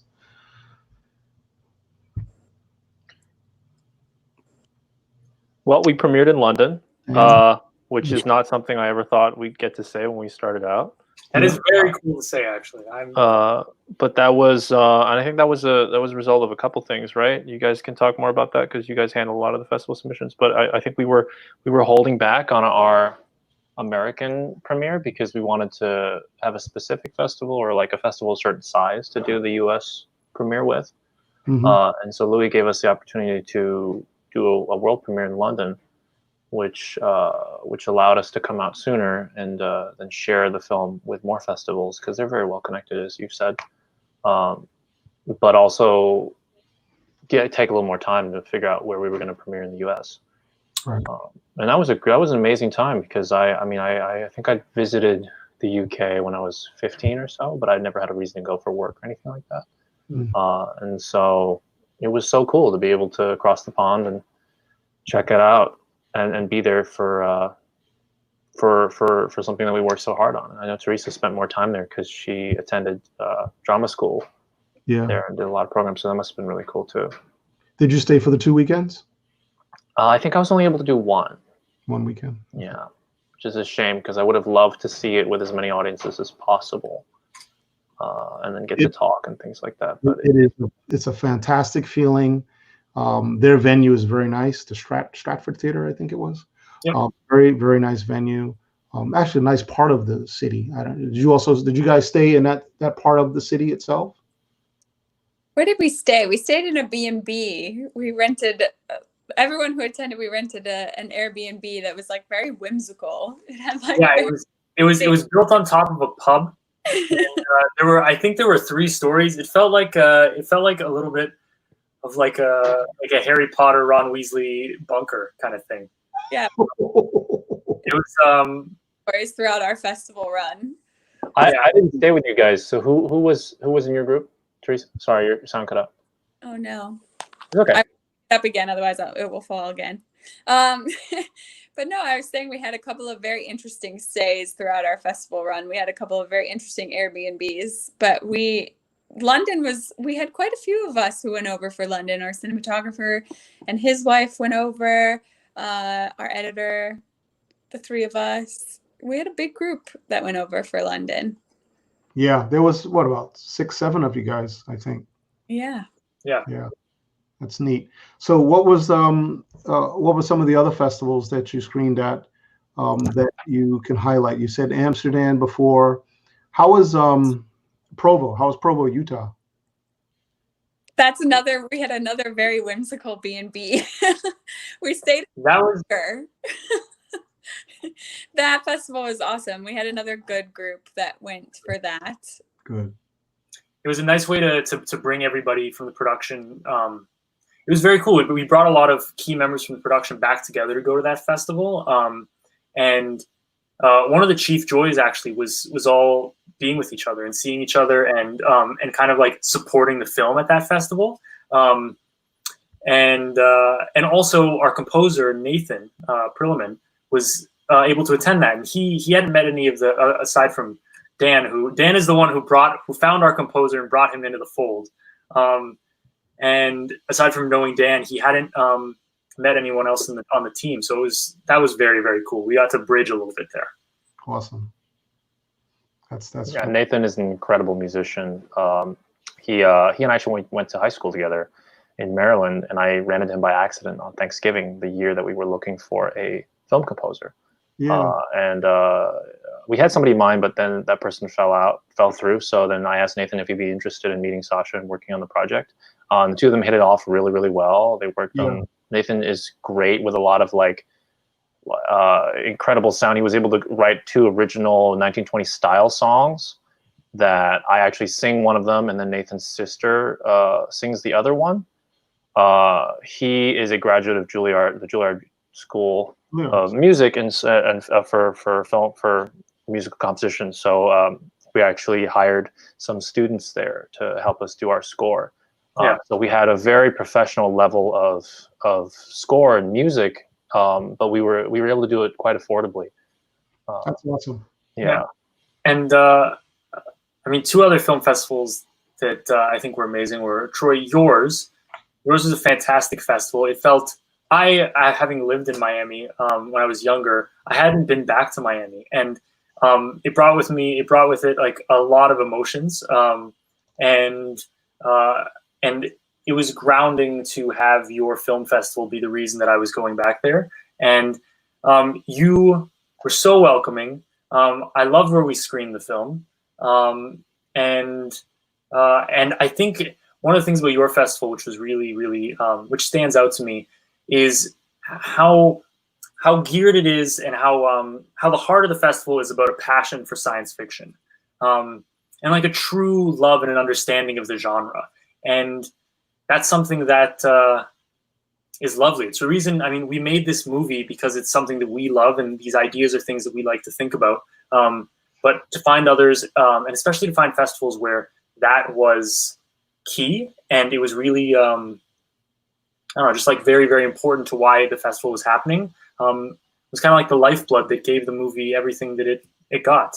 So there's your festival was key, and Teresa managed some of our film festival things as well, film festival applications, and also some of the festivals we went to. And she was kind of our stand-in at some of the ones that places I didn't even get to go to. So she'd probably be able to speak to some of those. Well, and I would say similarly about yours as well, Troy. I feel like, part of what was beautiful about playing Aura was kind of developing a love and understanding for sci-fi in a way that I hadn't before. And I think between our festival and then the other one that was near and dear to Dan as well, being so close to his hometown, Escape Velocity is one that we went to, hosted. Oh, you guys went to Escape Velocity. Yeah, and that one I felt was very much at the heart and soul of sci-fi. I mean, they had like R2-D2 was there. They had this beautiful museum aspect where you could like go and visit. Hey, there it is. Cool. Missed you by a year. What did you do? It's like a card from Escape Velocity 2016. They sent me a luggage tag. But oh, nice. Yeah, they were fantastic. That one was a lot of fun. And I also got to go over for the Lund Fantastic Film Festival. Oh my God, yeah. Adventure in and of itself. I flew into, where did I fly into? I think I flew into Germany, and then I took what I thought was going to be a train and ended up on a boat. Like I was like, all of a sudden I was sitting and chatting with a couple of people, and they were like, oh, we have to get out now. We can go see the sea and get out on the ferry. And I was like, I'm sorry, excuse me, what? Like I'm totally by myself going to the film festival on the other side of the world, and found myself in the middle of, just a very cool experience, and then met some incredible filmmakers at that film festival. One of my highlights from the year was a film called Snowflake. It's a German film, and the crew was so kind. They've gone on to make some really interesting stuff since, and I was just so impressed. A story like ours, where they got together with very little budget and just made something happen with their friends, and so I felt kind of connected in that way. But then the film itself was hysterical. It was very like breaking of a fourth wall type of story, where the screenwriters ended up in the movie. Anyway, if you have a chance to check out Snowflake, it's very good. I haven't spoken to them in years, but I'm plugging their movie. But I think it's interesting. There was like a few standout films. I've never watched so much sci-fi in my life. I've never watched so much fantasy in my life. So I really fell in love with the genre throughout our festival circuit. So now I love a lot of the sci-fi and fantasy films that I wouldn't have seen otherwise. Yeah. And Twin Cities Film Fest was also a really good festival. Forgot to mention. Yeah, I'm sure Teresa can mention more about this, because being from the area, she was one of the main. Well, one of the things about doing independent film, which I didn't necessarily realize before going into it, was how many festivals there are, how many you just apply to and submit to, how many rejections you get, and then the life that the film will actually take on based on where you get in and the routes that it goes down. And the Twin Cities Film Fest was really unique because it was one of our only festivals that was not specifically genre focused.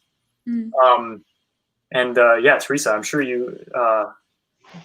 Well, I love it because we ended up going. I think it was this beautiful moment. I had gone to a Sundance event, was being hosted in the Twin Cities, talking about distribution, and we felt a bit like fish out of water because we had gone to some film festivals, but in terms of distribution, as new first-time producers, we kind of didn't know where to land. So I went to this event and met the head of the Twin Cities Film Festival at that event, and then through that, then we attended the festival, and then it was through that we met Jeff at Mill Creek. Yes.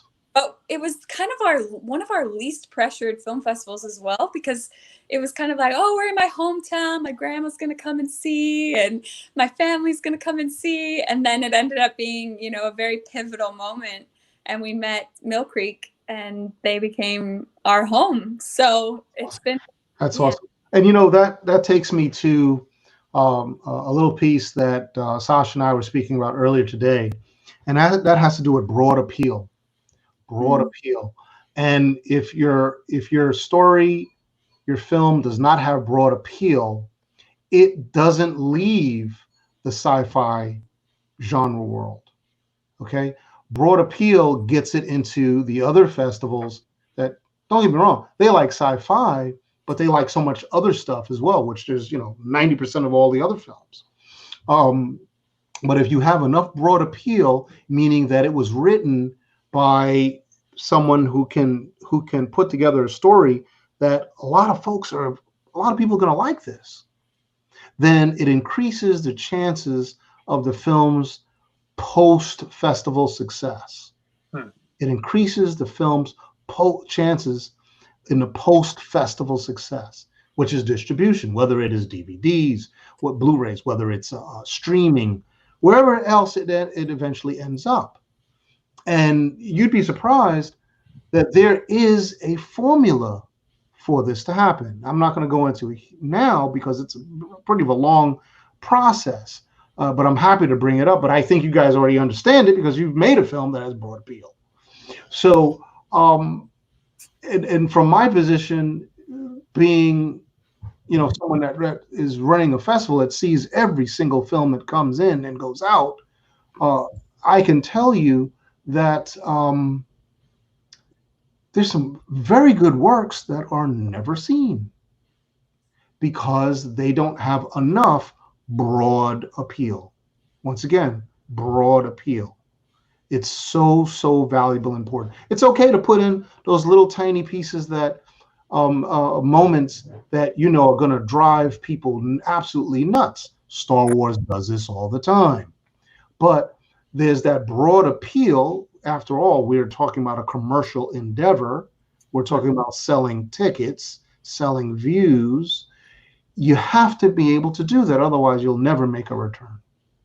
You'll never make a return that's even worthy. Okay?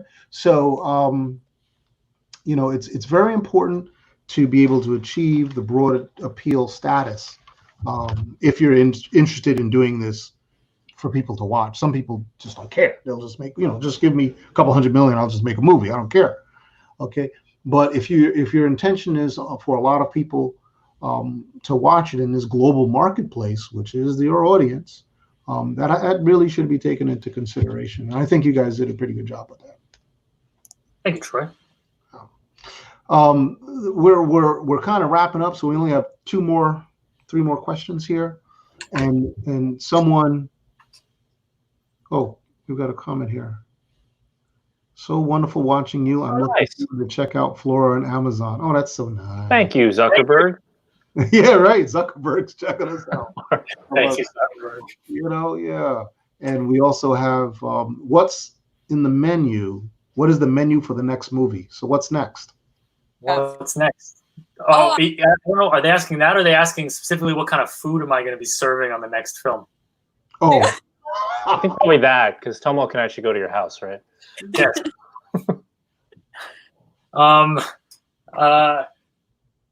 Whatever you want it to be, Tomo. Give me a suggestion, and that's what I'll make. What does Tomo like to eat? Do you know? Pardon? What is? I want you to paint me a word picture. Tomo is Macedonian, so Tomo most likely likes. Tomo most likely likes cevapcici. So okay, my name is Sasha Louis Vukovic. I have Slavic roots, and so yeah, and he likes Ivar, which is red pepper spread. Ivar is delicious. I have grown to like Ivar as well. I've tried it. It's so good. It's good on I've everything. had Ivar. It should be something that everybody eats, and then they'll probably never stop eating it. It's amazing. Ivar, AJVAR. Yeah. one of my cousins from Switzerland is watching in and has just messaged me. Nice. It's nice from Geneva. I will say, sorry, but one of the cool film festivals that we didn't get to attend, but I always love to mention, there was a forest film festival in Estonia that our film showed at. It looked so cool, and they showed the movie in the middle of forest. Oh my gosh, our incredible. Okay, Vincent just commented, and he's our incredible artist who did all of the drawings that it looks like I'm doing in the movie, and he's so talented. Everyone art because it's like unreal what he's able to do. That sounds the true artist behind the artist.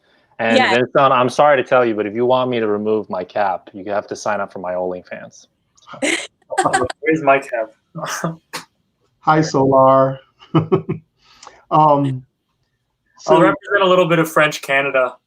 Everyone. Yeah, I also have some cousins that just chimed in from England. That my cousin Richard and Ali, they just chimed. They're watching as well over in London. It's pretty neat. So, what's next? You know, what can we talk a little bit more about what's next, or you want to hold off on, or do you want to hold off on some of the juicy details? I will give you a little bit of a juicy detail.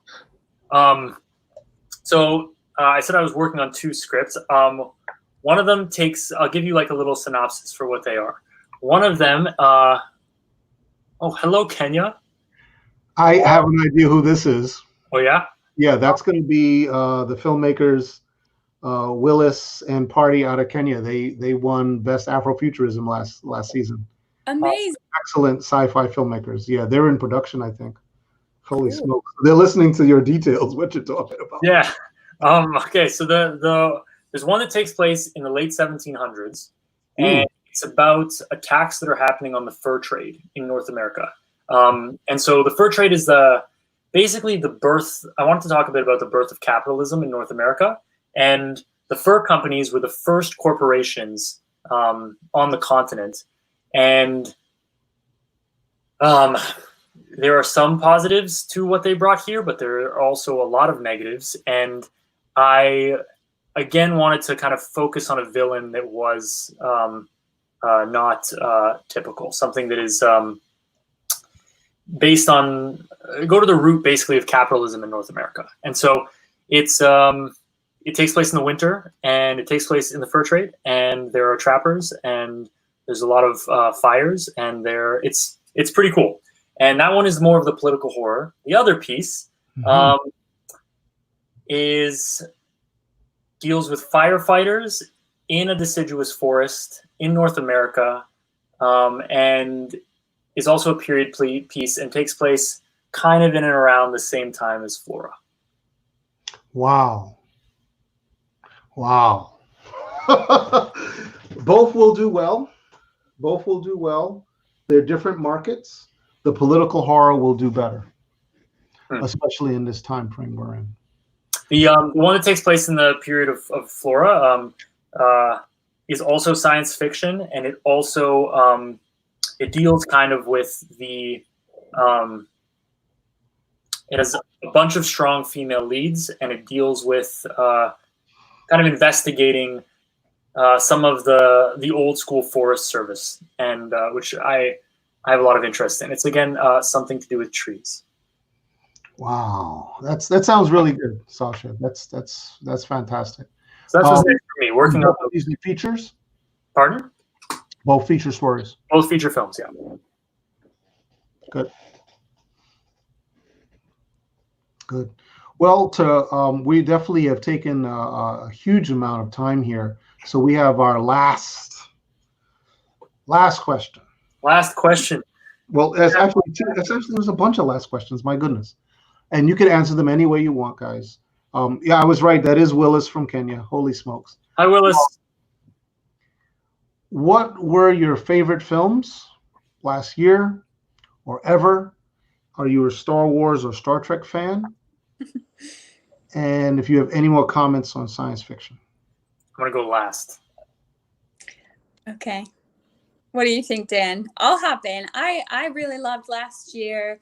I really loved Jojo Rabbit. I thought it was fantastic. And I loved Honey Boy as well. I think incredible. And I think her directing is unreal. And so Honey Boy was a highlight for me. Yeah. And I think I don't know what my favorite movies ever are. I struggle with that. But I think that in terms of Star Wars versus Star Trek, I think I lean more Star Wars, and I love Rogue One.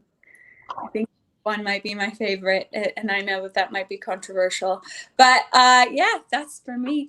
What about you, Dan? Oh gosh, I can't even remember what I saw last year of anything. I think the most recent film that came out that I had a strong emotional reaction to for a while after that was probably Into the Spider-Verse. Oh yes. Just in terms of like what they achieved and like watching video essays about that. I know it wasn't last year, but like, God, it's so good. Yeah. Just what they did with animation and what they did like a new kind of superhero movie, like that's about and around the protagonists that you're familiar with, but like it's entirely different too. And every time I watch it, I see something different in there. Yeah. It's so cool. Some of the films that shaped me, I think very early on when I was around in high school, I watched The Namesake, which is like, it's an adaptation of the book by Junpo Lahiri, and it stars a young Kal Penn. And it was a film about, basically it follows Irfan Khan, who's sadly passed away, I think this year, incredible Indian actor. It follows his journey from India to America, and then his son growing up as a first-generation South Asian American. And I saw a lot of parallels in that story that I hadn't felt represented in before, with how I felt with my family, like just seeing like both the perspective of the father who comes from another country and is trying to find a place here, and then like the son who's growing up in America and is influenced by American culture, but also by his parents' culture and rebels against it and like all that stuff. And it's just really beautiful film that I find myself thinking about still a lot. And that's just something that happened to come in contact with me. But I have a lot of things on my list I still need to get to. I mainly I play a lot of video games as opposed to watching films and TV shows. What's some video games? Well, yeah, I can answer your Star Trek versus Star Wars thing. I think I like Trek better, especially where they are in terms of, especially because I love Mass Effect so much, and I see so many influences from Star Trek in Mass Effect in terms of just like creating a universe and creating like relatable incidental stories in those universes. I know Sasha actually introduced me to Battlestar Galactica, the remake.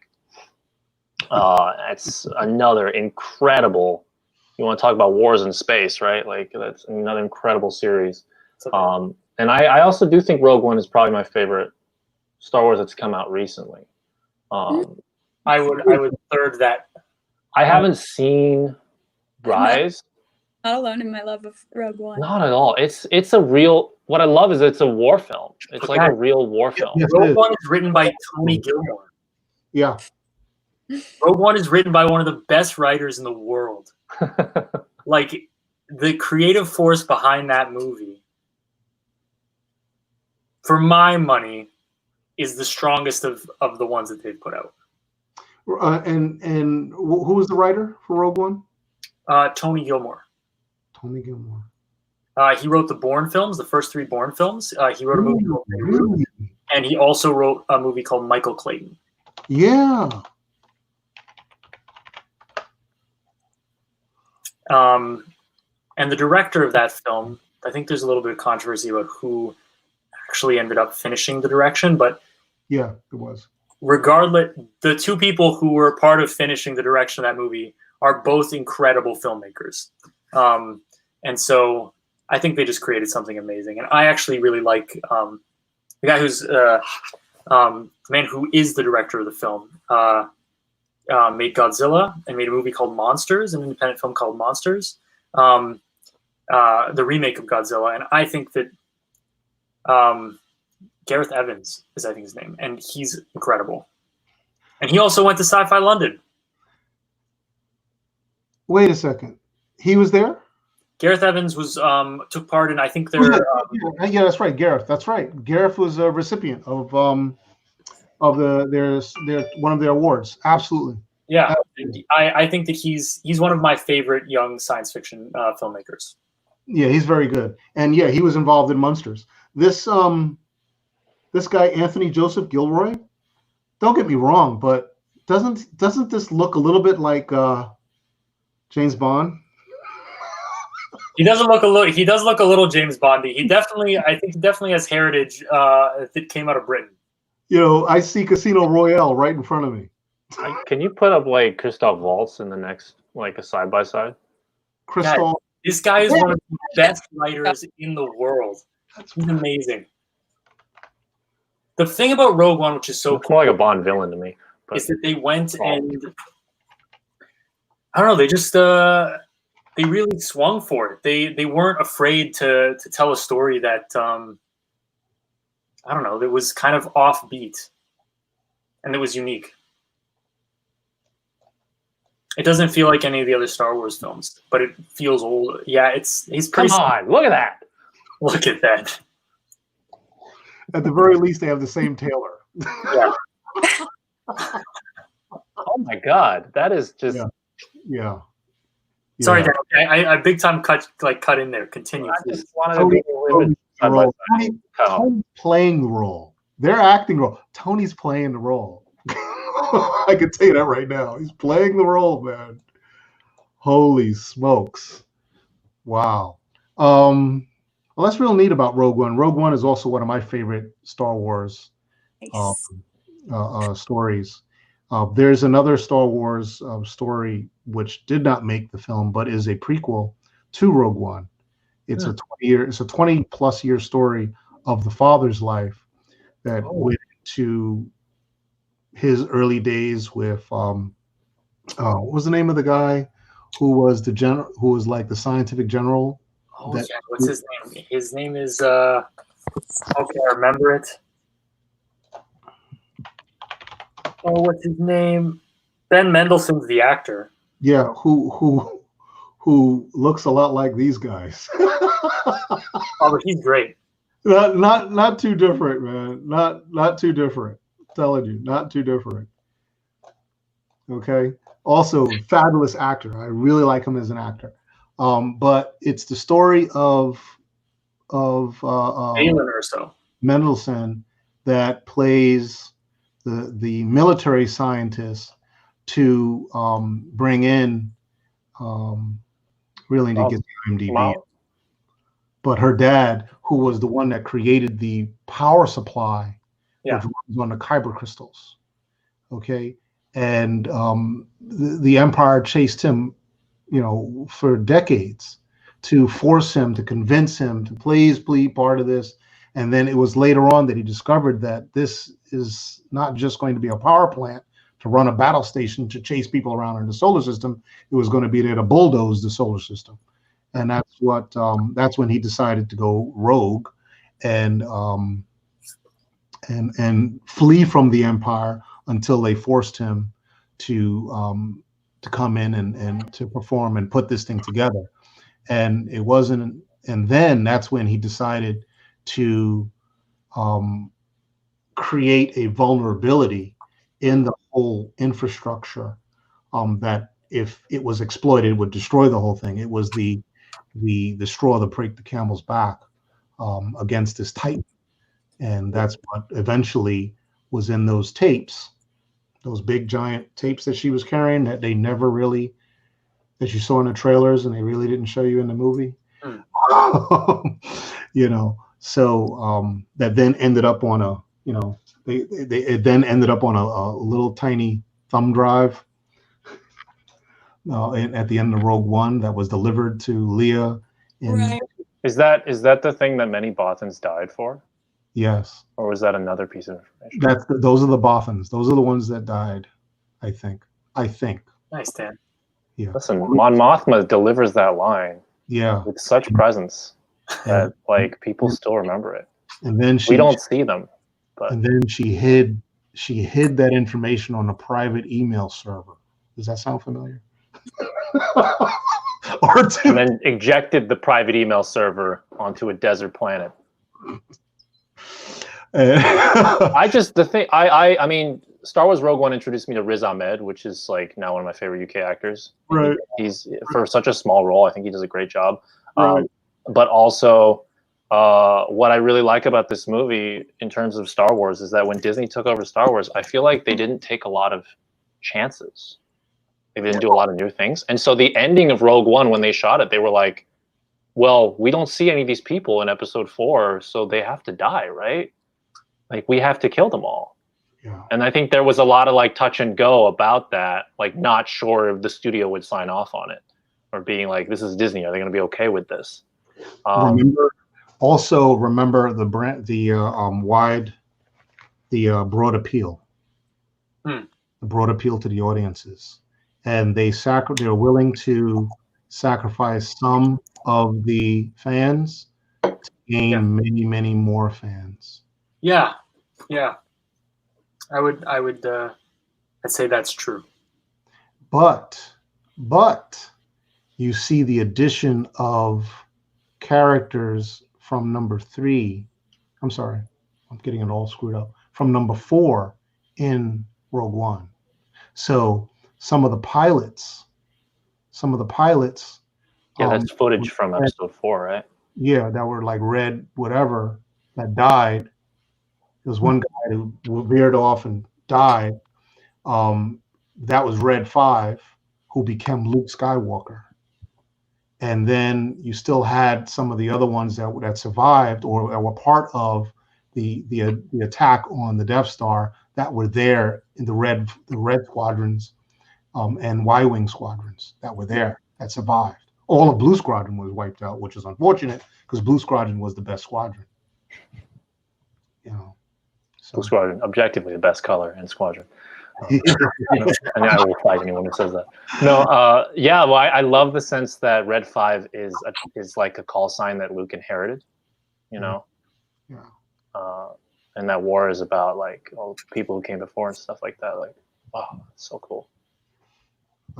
We don't want to take it. We don't want to take it any further. The fans are starting to. They take chance with Star Wars. They jump to a trilogy without a planned through line. Just saying. Yeah, I'm just saying too, Vincent. Yeah, they're getting restless. I mean, that's a whole nother podcast, Vincent. We can talk about. Yeah, it's a whole nother podcast. We can talk about Star Wars and We're not going there. Disney versus Lucas and all that stuff. So to summarize it, guys, what the last thing I'll say about that is I offer Teresa and Dan, I offer you guys to watch The Expanse if you haven't watched it yet. Battlestar Galactica by far was the #1 sci-fi series of all time up until The Expanse grabbed the flag. It's amazing. And I highly recommend, if you haven't seen it yet, you've got 4 seasons to catch up. And the 5th season's coming out real soon, I think this year, maybe or early next year. Nice. But if you like it, I guarantee you'll enjoy this. I guarantee it. Bet money on it. The first 3 episodes is a lift. It's a tough lift, the first 3 episodes, but it's absolutely worth it. You will not be disappointed after that. Nice. With that said, guys, any last words you'd like to add? Anything you'd like to add to this? I'll do a quick jump in on my 2 favorite movies from like the past couple of years. I loved Glass. I was really happy to see M. Night Shyamalan finish kind of the trilogy he made, which is Unbreakable and then Split and then Glass. I thought that was very, very cool. And recently I was talking with Teresa about this earlier today. I saw a movie called Suspiria, which is about a coven of witches that runs a ballet school in Berlin before the fall of the Berlin Wall. Wow. And that is such a dynamite concept. And the movie is like, I'd say like 90% amazing. I loved it. I just thought it was a really, really well accomplished piece. And I love the score of it. And so I think those are two movies I really enjoyed. I also, for the first time, saw a very old movie recently, which I loved, which is called 3 Days of the Condor, which is an old Robert Redford film, which is maybe the best spy movie I've ever seen. So I enjoyed that a lot recently. And I'm new Star Trek. I really like the 3 new films. Picard is good too. Picard is done, I think was done very nicely. Very nicely. Chris Pine was my captain for me. I grew up kind of more with like Star Wars, the original trilogy, and then when my introduction really to Star Trek, kind of surprisingly, was with the new films. Yes. Teresa? Oh, I said my ones from the last couple of years, and then I got us going on the Rogue One situation. But I, in terms of today, just thank you, Troy. It's been nice to kind of revisit some of these questions and to go back over our process because it's been a little while. And here's hoping the industry comes back safely relatively soon so that we can get out and make some new stuff. Yeah. It's an interesting piece, and I've been told that the Tribbles and Trilobites radio show is coming back, and that's one of the topics that is currently being researched. So don't be surprised if there's invitations going out, because I can assure you there's a lot in the works to make it happen. Things can be done differently, but let's just say you guys have already done, you guys already have the experience of what it's going to take to make a film in the post-COVID scene. I'll just leave it at that. Thank you, Troy. No, you're very welcome. Dan, did you have any comments, bud? I'll second saying that, like I said earlier, it's really strange and real wonderful to be talking about this so far after its release and distribution. And it's everybody who watched and tuned in and asked questions. Thank you guys so much. It means a lot. Anybody who's going to maybe watch our film now, that's amazing. Please tell us what you think on our Facebook page, or tell Troy any of that stuff. I'm watching it all the time and checking it out. As far as work goes, I know that the unions are negotiating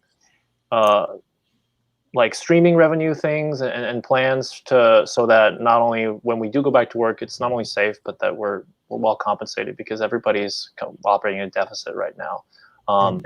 I know a lot of people enjoyed like Disney Plus's release of Hamilton and things like that. And if you enjoyed that production and any of that stuff, I would ask you please consider that almost everybody who worked on that project and all actors like it around the world are out of work right now. Right. So if you write or email to your congresspeople or anything like that, please remember to consider the arts and remember the arts in terms of funding. Be good people, be kind, wear a mask, whatever, soapbox. Like, don't like, it's not that inconvenient and it's not hard. I feel like I'm preaching to the choir. I feel like everybody here should know, but It's difficult. Times are tough, but it's stuff like this that actually gets me up in the morning and gets me through it. Getting to see your faces, getting to meet you, Troy. I wish I'd been able to go to Miami. I think this is your festival is the only one that I won any kind of award at. I know I was nominated at FilmQuest, but I really regretted not being able to go because it's incredible. I didn't expect any of those things when we set out to make this project, which is just wanted to share this story and be working. And I can't wait to see you guys in person again. Yeah, I can say that our festival has a habit of seeing alumni a second time. That's not uncommon at all. Meaning we have seen filmmakers over the years, because we're going into our 8th year. So if you were there during the early first 3, if you had a film in the first 3, and there was a lot of recognition and excellence on our part of achievement, we probably saw your film after that too. This is very common. This does happen. We have one filmmaker that has had a film in all of the past 7 years. Whoa! That's a lot. Congratulations to him or her. They make but he has a team of people that he works with, and it's almost always the same group of people. And they make shorts, and every year he gets selected.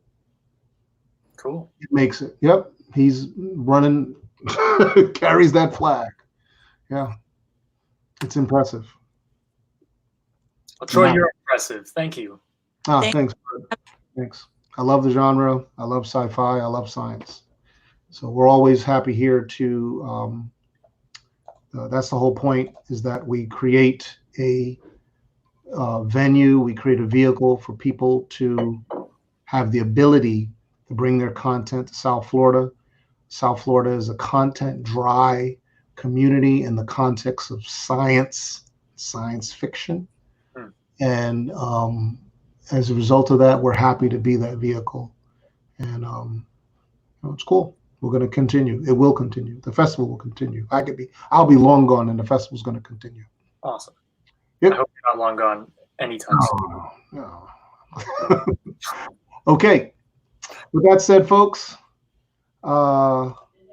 we are going to sign out. Thank you again, and we will have something again, everyone, next, I think in 2 weeks is the next one. All right. Thanks, everybody. Bye. Bye-bye. Bye, Troy. Bye, Dan. Bye, Teresa. Thank you, Sasha. Bye, Sasha. Teresa. Thank you, Dan. Bye for now. Thanks, Troy. Live long and prosper.